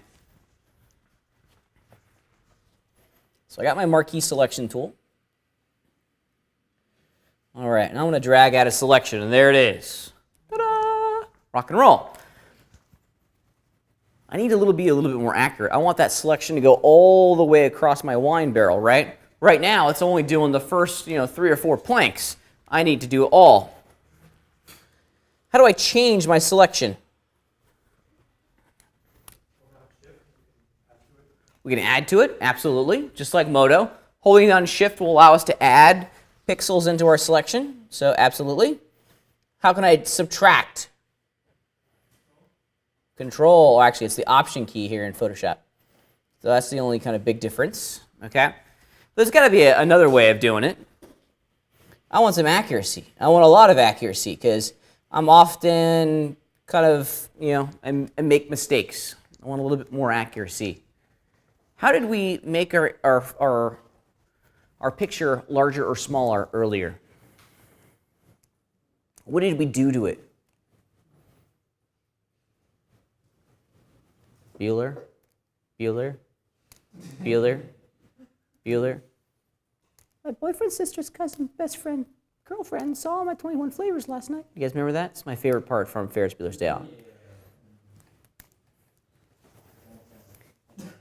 We transformed it, right? We did that free transform. We made it bigger and smaller. We did the free transform, Command-T in the Edit pull-down menu. Well, I basically need to do the exact same thing with my selections, right? I need to transform it. I need to make it bigger. I need to make sure it's the correct height to fit the size of my middle bands on my object, right? So we can do this with selections. It's one of those tools that are kind of buried. So if we go under the Select pull-down menu, check it out. We have an option here called Transform Selection. And now we get those same little bounding box controls that we had earlier. Okay, and now I can go in with a higher degree of accuracy and get this precisely where I need it to go. There we go. And of course, we did a transform, so we got to hit the OK key to fire it off. Ta-da! Awesome. Yeah, absolutely. So if you wanted to do some additional ones, however, I wouldn't recommend it in this particular stage, but you could. Okay. So if I still got my marquee selection going. If I held down my Shift key, here we go. I can get a couple more. If I do transform selection now, we can't individually control them. It's going to be the entire thing, so that's kind of a bummer. Yeah, what Photoshop needs to do is have like action centers. So we do like local transformations over multiple selections. If the guys at Adobe are listening to my live cast, you can send me the check for that feature in the mail. Because I just gave you an awesome feature that a lot of folks would use. Okay, so what are we going to do with these selections? Well, in every sense, what we've created is a container that we want to copy and paste to and from. Okay, check this out. This is actually kind of neat. We're going to use this selection as the foundation for the middle bands. So I need to go find a photograph that represents the type of middle band that I want my object to have. So let me just go into my own personal texture library.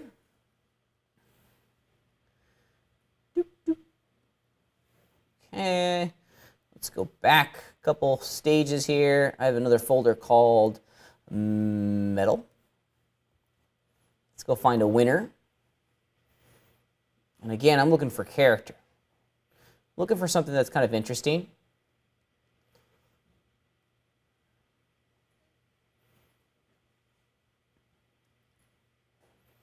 Here's that diamond plate. That's what I was talking about before.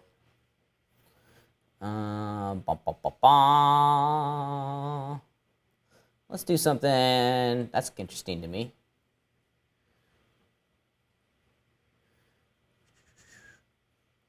Let's do something like that. That'll work. It's not exactly the right color, but I like the texture. It'll work. Okay, so here's what we're going to do. We're going to copy and paste pixels from one document into another. Now, I have my metal bear thing selected here. So what I need to do is that I need to select everything, right? I need to select all the pixels so I can copy those pixels into my clipboard. Okay, check it out. If you go to the top of the screen where it says Select, there's a keyboard shortcut, Command-A, that selects all. Now, with them selected, I can go Edit, Copy, or use the keyboard shortcuts. Let's go back into my Photoshop document, which still has its selections going, and do Edit, Paste. Boom. Oh, it pasted it in everywhere. Well, that wasn't very nice. Rah, guy. I should have pasted it into the selections. Let me hit Undo. Let's try it again. Oh, you know what? I think I should have done paste special. Let's try it again. Copy, edit, paste special, paste into. There we go. And the reason it's not working is, well, it is working, but I gotta, oops, excuse me. I just gotta put that layer on top. Ta-da! So paste into, I apologize. Paste into. And what it's done is taken those selection, or that those pixels that represented our metal, and it pasted it into the selection. Now what it actually has done here is that it's created something called a layer mask. Okay? If you look very carefully at my layers palette over there on the right, one of these layers does not look like the other, right? And it's the number 2 layer. We have a new icon showing up over there. That is a mask, a layer mask. Does anyone know how a layer mask works in Photoshop? Yeah, Austin, hit me. Basically, if you have like, say you have a whole texture to the whole, all pixels in space, and you wanted to just like,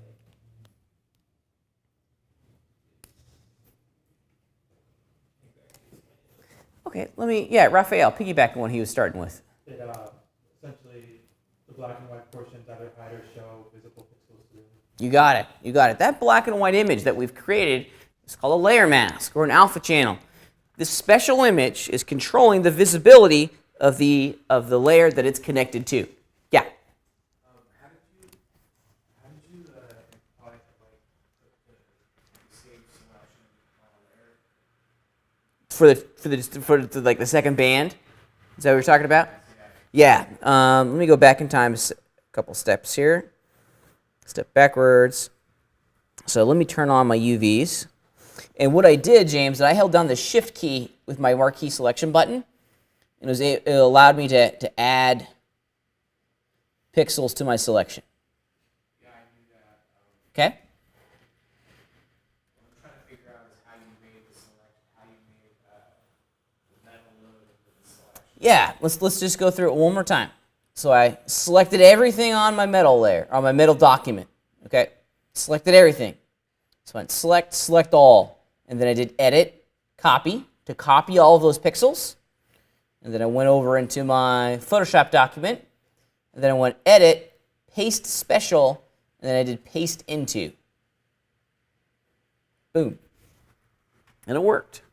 Yeah, it's showing up this the layer order is wrong. It's sandwiched between some of my planks, but if I put it on top of all of my plank layers, then I'm getting the correct illusion that I'm after. Yeah. Okay, let's go back to this layer mask idea, because we're actually going to be using layer masks a lot. As Raphael mentioned, the black and white pixels on that layer mask are in effect enabling and disabling the transparency of the pixels that are associated with that layer. So think of it like a light switch. Wherever it's black on my layer mask, we're turning those pixels off, right? Oops, excuse me. There we go. So there's my layer mask. So wherever we have black, we're turning that part of my metal bear image off. We're hiding it. That's exactly what we're doing. We're not deleting those pixels. We're just turning their visibility off. That's all we're doing. And whenever we have white pixels, we're turning the visibility on. Okay? It's just that easy. Off and on. Black equals off. White equals on.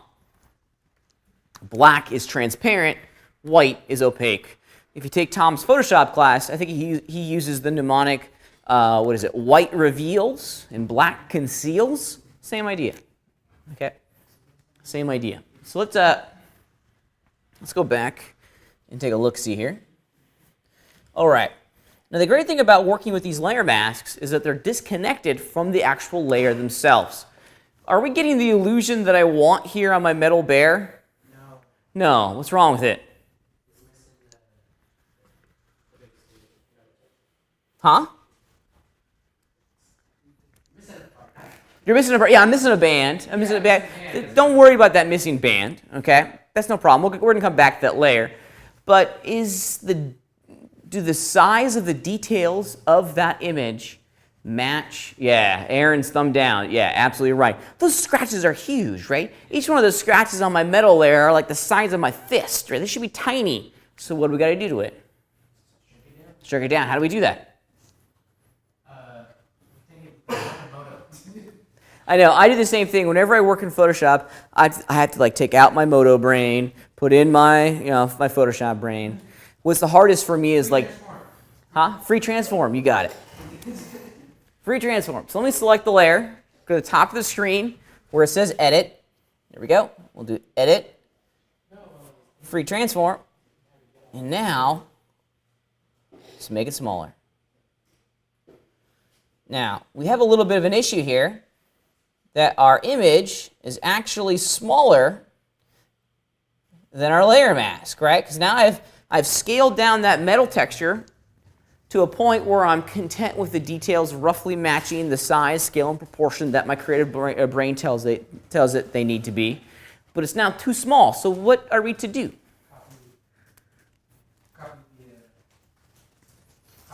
Copy the metal. Yeah, copy the metal. Now, I don't want to have two layers in here. I want to have one. So let me show you something here. This is actually kind of neat. You can actually select just that layer.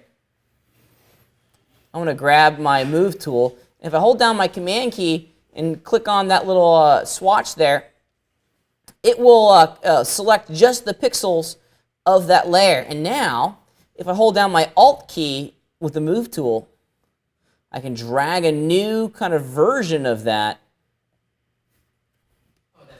Yeah.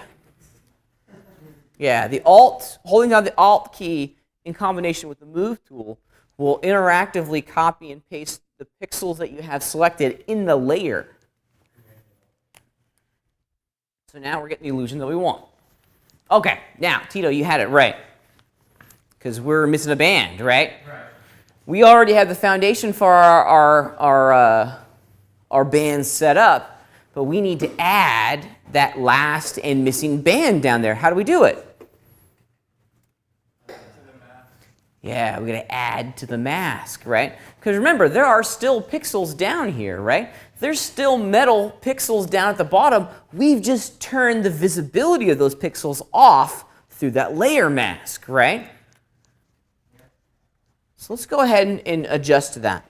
I want to turn my UV map visibility back on and re-enter the selection tool so I can go in and just roughly grab the pixels that I want to work with right in there. We'll just call that what we want to work with.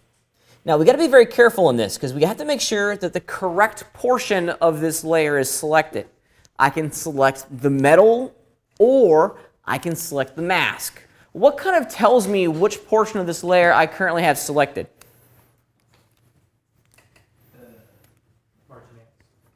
In the layers palette, I apologize. Let me direct your attention to the layers palette. Which part of that layer do I have selected right now? The second layer? Do I have the mask selected? I have the texture selected, okay? Specifically, if you look closely at the icons, and let me zoom in so you guys in the back can see what I'm talking about.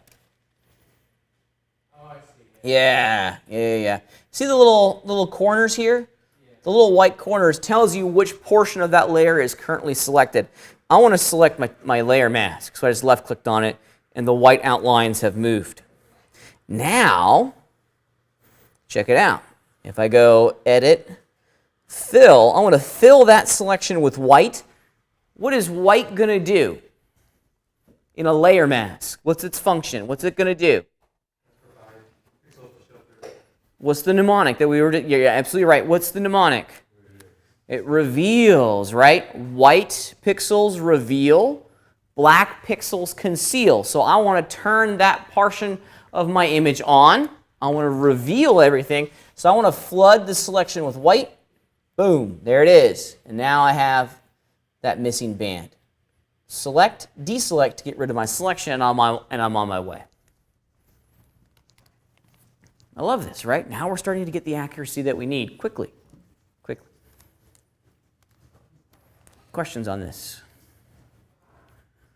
Okay, good. I think this is the foundation for what we want to work with going forward. So now that we have, this is in no way done, but now that we have a little bit of some work in our back pocket, we can begin to explore how we get all this stuff out of Photoshop and back into Modo, because at the end of the day, that's where all this stuff is going to go.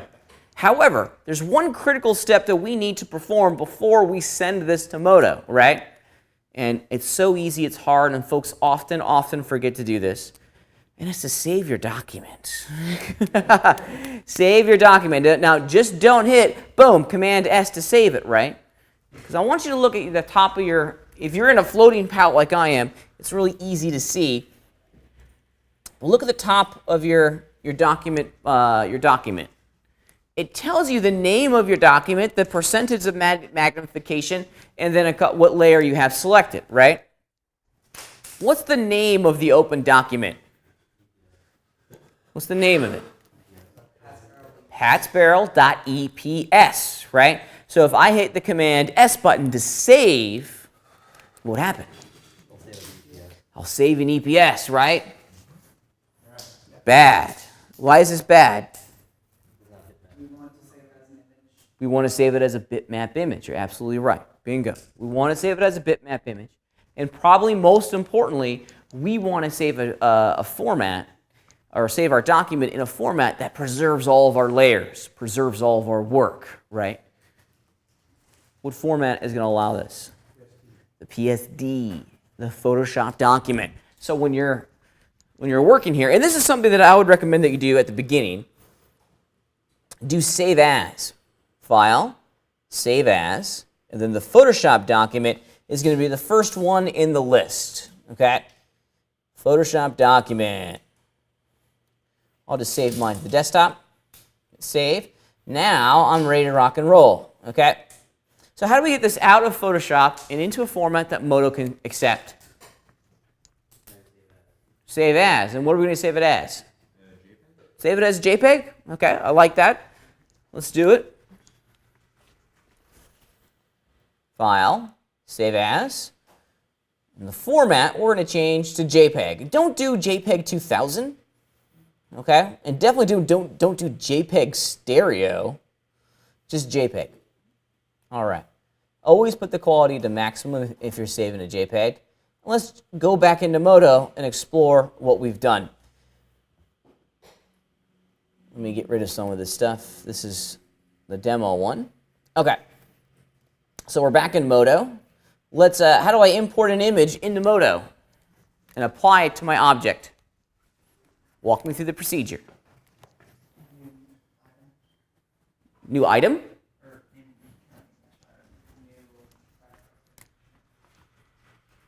Not a backdrop image, right? Because we want to map this to an actual series of polygons, right? So where are we going to go? In our shader tree. So we're going add layer, right? Add layer, image map, load image. Add layer, image map, load image. Now this is going to bring open an OS Finder window. So we need to go find the document that we just saved. Mine's just chilling on my desktop. There it is. There's the JPEG. Let's hit open. Ta-da! And now it's on there. It's automatically leveraged the UV map that was existing on this mesh item. And you can see that my hard work has paid off. Yay! But what's wrong with it? Middle bands are looking awesome-ish. The purple lines. Okay. Purple lines. Oops. Oops. My bad. Yeah. I wouldn't delete it. Just make sure it's off. Okay? Just make sure it's off. Now, there's two things in here, two mistakes that we made. First, we forgot to turn off the visibility of our UV outlines over in Photoshop. So in every sense, what you see in Photoshop, in our document, what you see here is what's going to be saved in the image map. So turn off the layers you don't want to accept. We have a white background instead of a transparent background. We have a white background instead of a transparent background. This is also another really important one. Okay? We're going to continue to refine this process over the next couple of weeks, but we need to turn off the UV map because we definitely don't want to see the purple outlines. That's counterproductive. And I'm also going to turn off the white background. Look at what happened when I had that white background included onto my model, right? Yeah, all of this stuff up here, which was untextured, is adopting that white background. Same with the bottom, same with the bolts, okay? They're all white, not exactly what I want at the moment, okay? And I missed a band. This is not perfect at all, okay? So I want to turn off that white background, okay? Shoot, at this point, you probably could delete it. You really don't need it anymore because it was just kind of a guide for us to very easily see the outlines of all of our UV maps, all of our UV islands. Now, we've changed a couple things here in our Photoshop document, right? We've turned off our purple outlines. We've also removed that white background. Is the JPEG still going to work? Why not?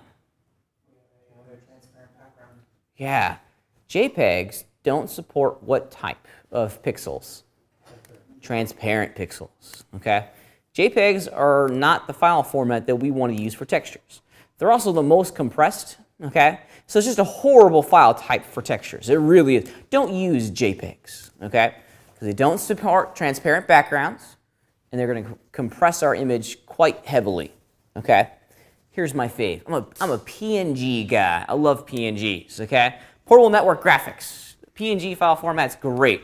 Big fan of PNGs. So let's save as a PNG and just see what we get. PNG, there it is. It's right under Pixar. There it is. Let's save. And compression, I almost always do none. Let's go back over into Modo.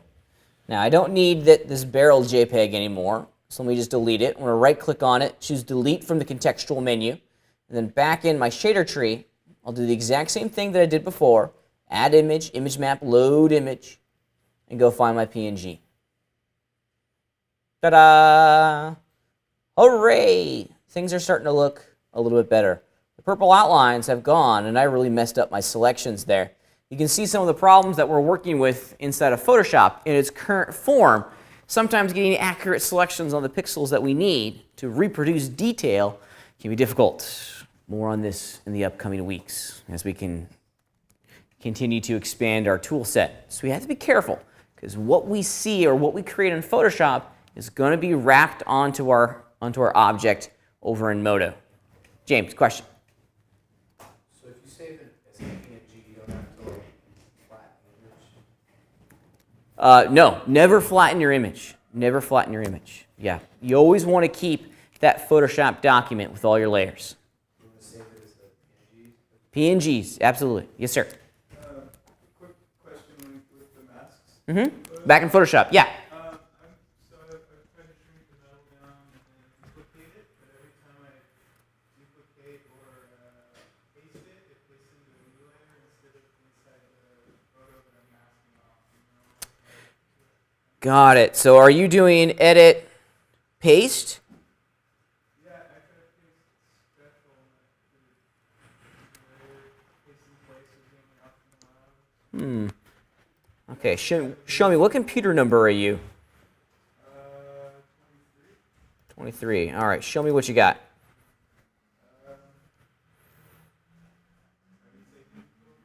Nope, just show me what you're doing. So I'm trying to move this over with the tool and give me a new layer. Ah, yes, yes, yes. Also just trying to select it in the layer, to copy it and paste it. Okay, I want you to delete layer number 3, the one that's got the big red X in it. Just go ahead and delete that. You don't need that one, right? That was the one I was working on. Just to Oh, got it. Turn it back on. Turn the mask on. And let's get rid of layer number 3 copy, the first one. And I'll show you exactly what I did. Just delete that bad boy. All right, so here's what I did. You got your selection tool going, rock and roll. You can also do this, I would do this with the move tool active. Hold on a sec. Go fire off your move tool. All right, now put your mouse cursor on the thumbnail. Yeah, hold down the command key and click. Okay, see how it's selected just the pixels inside that layer? Now, with the Move tool, hold down your Option key and left click and drag. There we go. Mission accomplished. That's how I was doing it. So I guess I'd have to select inside the photo that I Yeah. Yep. Whatever's selected is going to be manipulated. Thank you. Yeah. I press something in Moto, my model's gone, the toolbars are gone. All right. Well, don't quit it. Don't quit it. There's always a method for the madness. I'm assuming you're number 20. Aha! Yes. Okay. So this is a dangerous, dangerous thing. What's good? Not to worry. Not to worry. This is actually something new that popped up in Moto 701. They've added a full screen feature for all of our palettes and forms. If you go to the top right-hand corner of your interface, see the little gold arrow? Click on it. Oh, okay. Maybe you did something a little bit more than that. Here, go to Layout. Layout. Go to Layouts. Oop. Yep, Restore. That's kind of what we want. Just click on Tabbed. Sometimes if you just click on it, there it is. Now we're back. Yep. Yeah, I'm not a big fan of that full screen feature over in Moto. They added it in, and it has its moments where we're talking about this little arrow. It's a full screen feature for the window, and that's cool. Being able to work full screen is neat. But I don't like the fact that it takes over your entire interface and you lose all your toolbars. In 601, I did this all the time actually in 601. I'd go in here to like my UV grid, I'd hit that little arrow. Actually, before it wasn't an arrow, there was a keyboard shortcut. And it would just make the window fit within here, and I'd still get my lists and my toolbar. It was actually kind of a really neat thing. Now they've changed it to something that I kind of don't like, which is unfortunate. But anyways. Okay, questions. Other questions? Okay, one final thing I want to show you about working inside of Photoshop, okay? Now we have a live connection between what we've created here in Photoshop and the image that we have over on our Photoshop, or over in Moto, right? Any change that we make to our Photoshop document will automatically be updated in Moto if we save it. Okay, let me show you what I'm talking about. I'm going to go in and just destroy my document by just painting, a big blue thing on a new layer. Okay, there we go. So check it out. If I hit save, if I save over the file that I created a moment ago, so I'm going to do File, Save As, and if I create a PNG, and as long as it's named the exact same thing, and it's currently residing in the exact same location as the texture that I imported into Moto, the change will update. Let me show you what I'm talking about. So I'm going to save this to my desktop where the original was created. It's going to ask me, do you want to replace it? Yeah, I want to replace it. Hit OK. Then we'll go back over into Moto. It's going to think about it and says, hey, I just realized that the texture has changed. Do you want me to reload it? Yes. Boom. Yeah. Pretty great. Someone graffitied my little barrel. Okay? So there's a live network between these two applications. If you're saving in the exact same location and you're overwriting the name or overwriting the file that you initially created, you can have this kind of iterative design process that's pretty quick.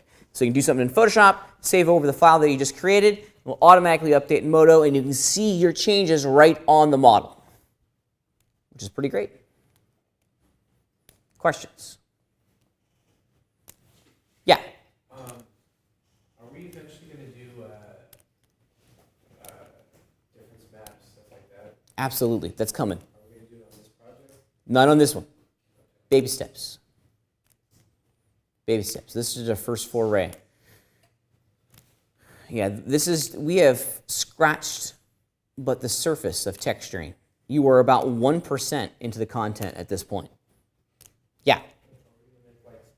Nope. No, absolutely. Of course we are. Yeah, for sure. We can't talk about texturing without talking about the other types of maps that are part of this process. Diffuse textures is just, like I said, this is 1% of what we're talking about in here.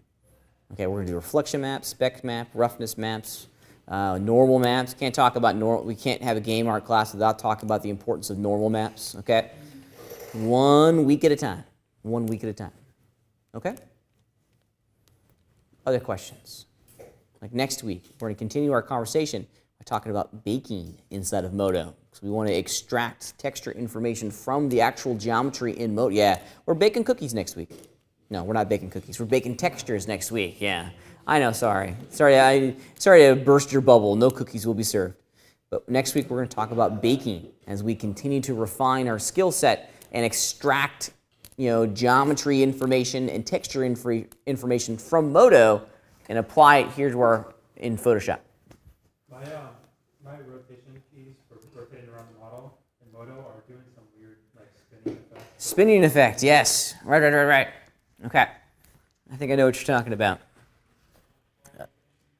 Yeah, it's the trackball rotation. Put your mouse cursor in the center of your OpenGL viewport, and under drawing and control, there's one of two things. Trackball rotation is probably set to default or yes. Mine's set to no, and oscillate might also be on. Let's see. I so rarely don't have it on, and I've actually forgotten how to do it. Is oscillate? No, it might be orbit selected. One of the two. Where it's kind of neat actually, where you can throw it around and the model will keep spinning. Okay, if you turn those off, it should stop. Did it work? It did. Yeah. Yeah. I just, as you see, I have mine always set to off because I find it kind of annoying. Yes, sir. Yeah. So let's talk about the expectations for our homework assignment. Great segue.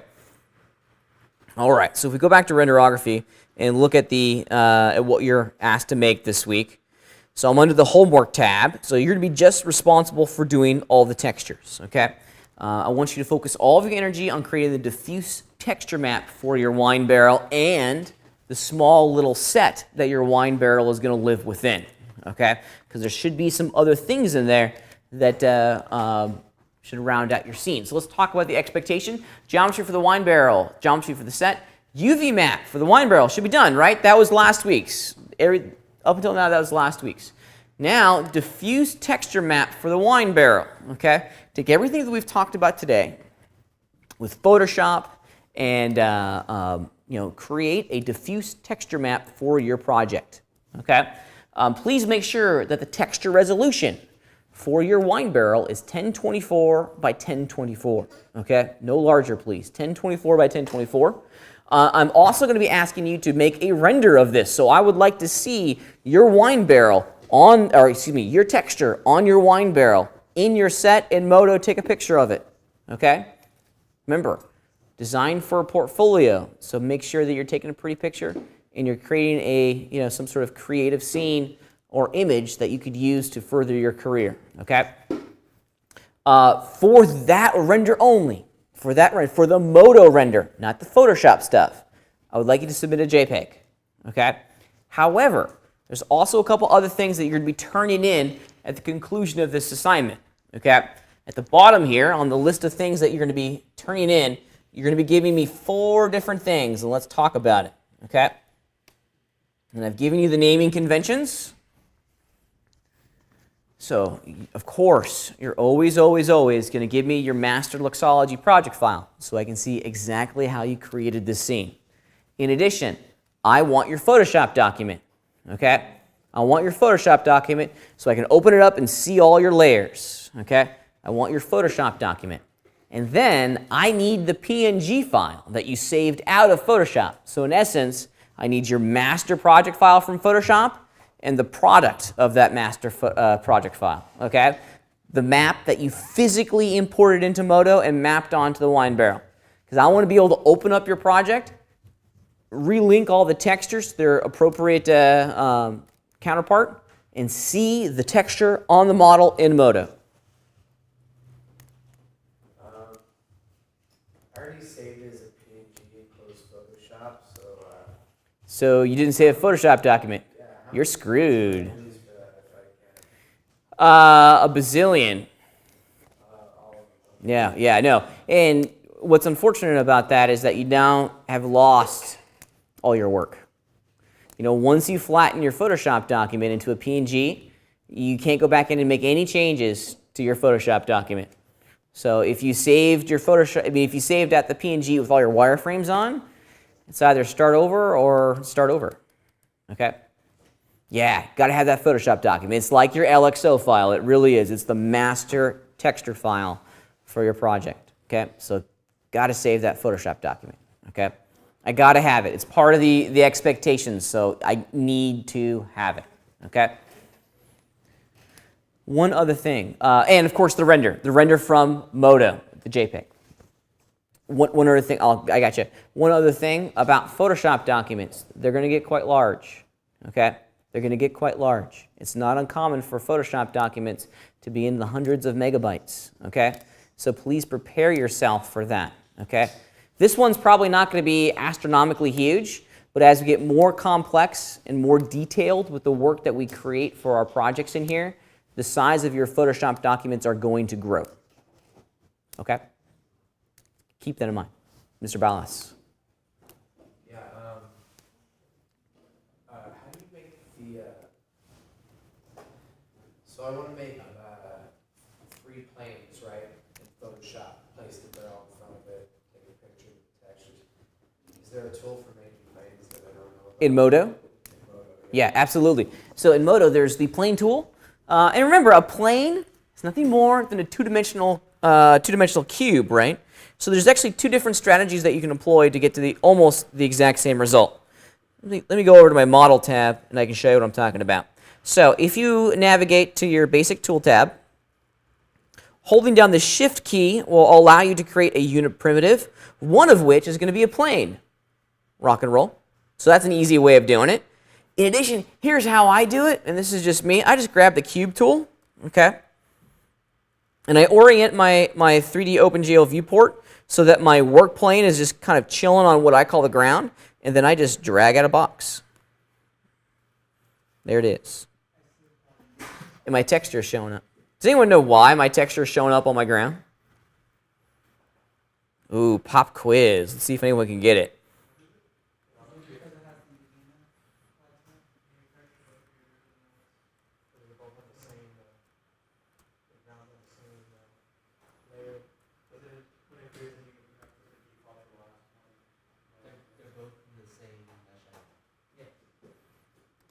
They are both in the same mesh item. And they're assigned the same material. And here is the well, let me take a step further. Let me take a step back. If I was to select that, cut it into a new mesh item, I get the exact same problem. So it's not the mesh item itself.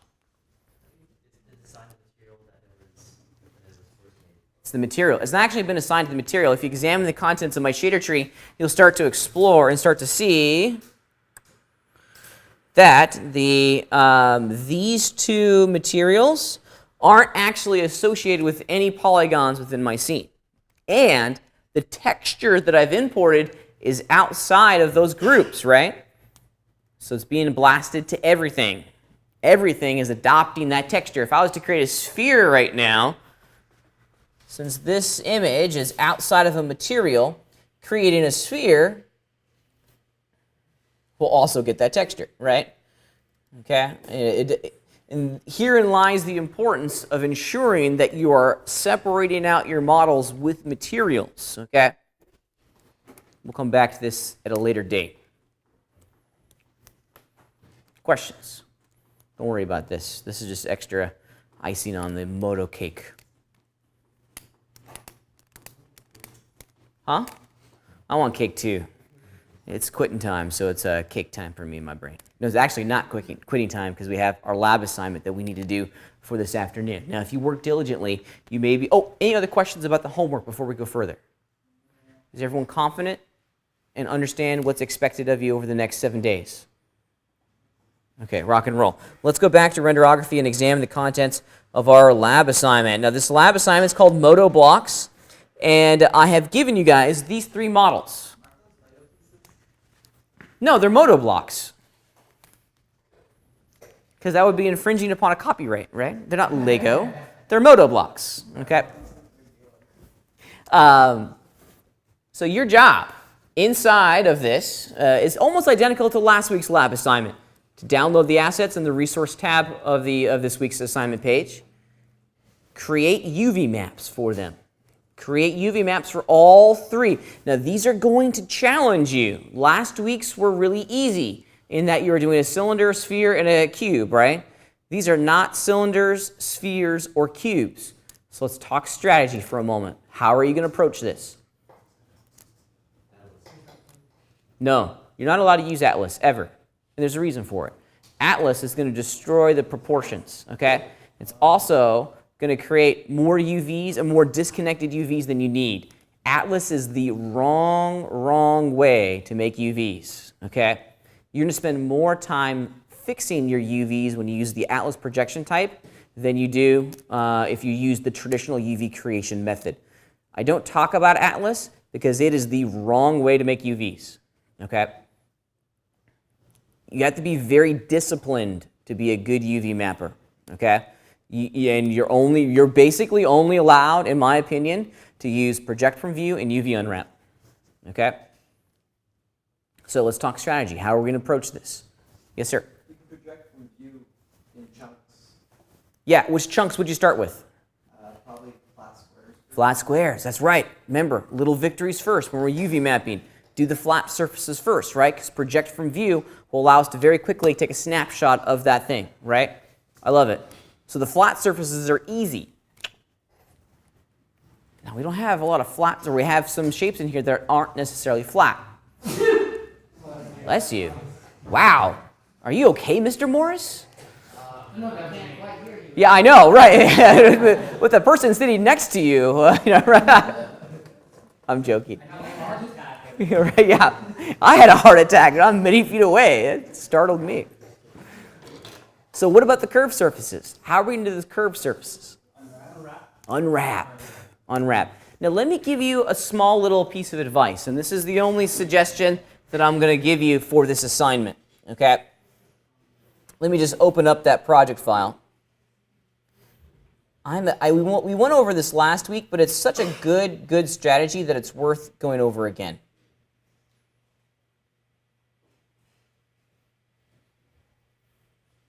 Okay, so here they are.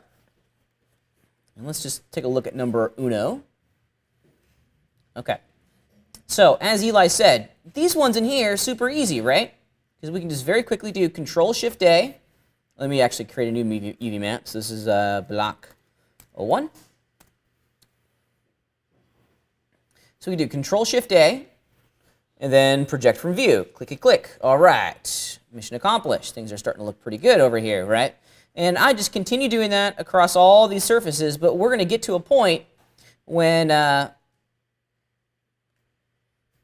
we're left with all of these circular bad boys, right? So how are we going to do the circular bits? I heard the magic word. Who said it? You did. Isolate, okay? Whenever I'm doing any UV mapping, the moment I make a UV, okay, for a face or for a series of faces, I hide that geometry, okay? Modo works best when you isolate the geometry that you're trying to unwrap, okay? As a refresher, there's 2 keyboard shortcuts, though, I'd encourage you guys to commit to memory and definitely write down in your notes. The H key, what's H going to do? Hide, okay? So if I wanted to hide that face that I just created, hit the H key. Is it gone? No, it's just hidden. How do we unhide it? U. H is hide. U, as in uniform, is unhide, and we're back. Okay? Here's another great one. Oftentimes, it's easier to select the polygons you want to work with than select everything else. I've selected the ring of polygons that I want to focus my energy on. Is there a way that I can hide everything but what's selected?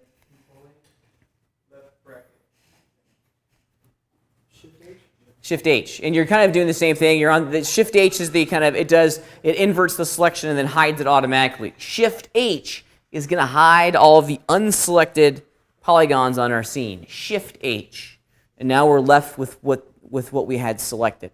Those are 3 that I would commit to memory. Commit to memory. Now that we've isolated our scene here, we can go in and maybe use I don't know, which tool would you use to do this little ring? Unwrap, okay? Unwrap is the tool that you want to use for cylindrical and curvy items. Talk to me how we're going to work with unwrap. Highlight what? An edge. Unwrap is edge-based. So I'm in my edge selection set. I'm going to grab the top edge and the bottom row, just like that. Okay? But we need to lay this thing flat.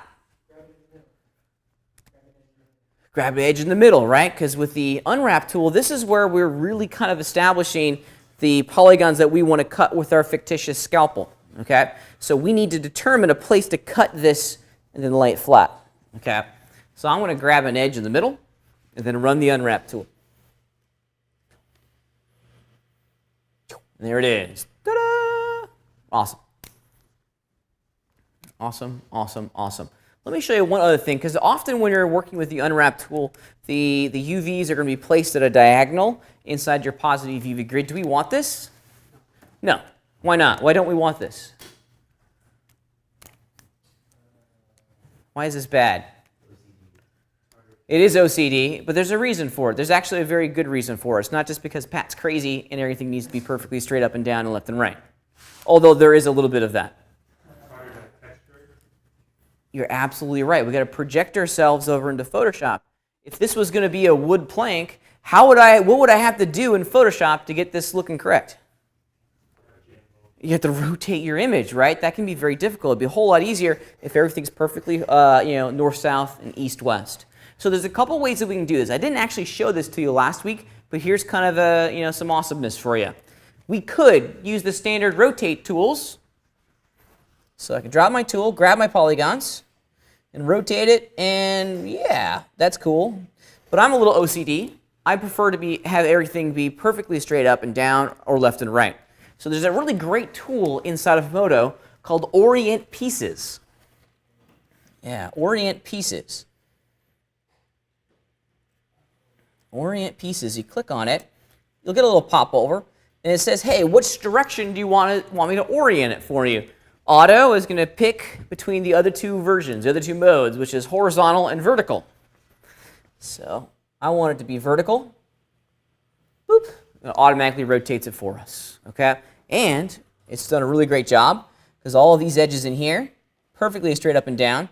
And most of these edges in here are perfectly horizontal. This would be fine. This would be good enough for me.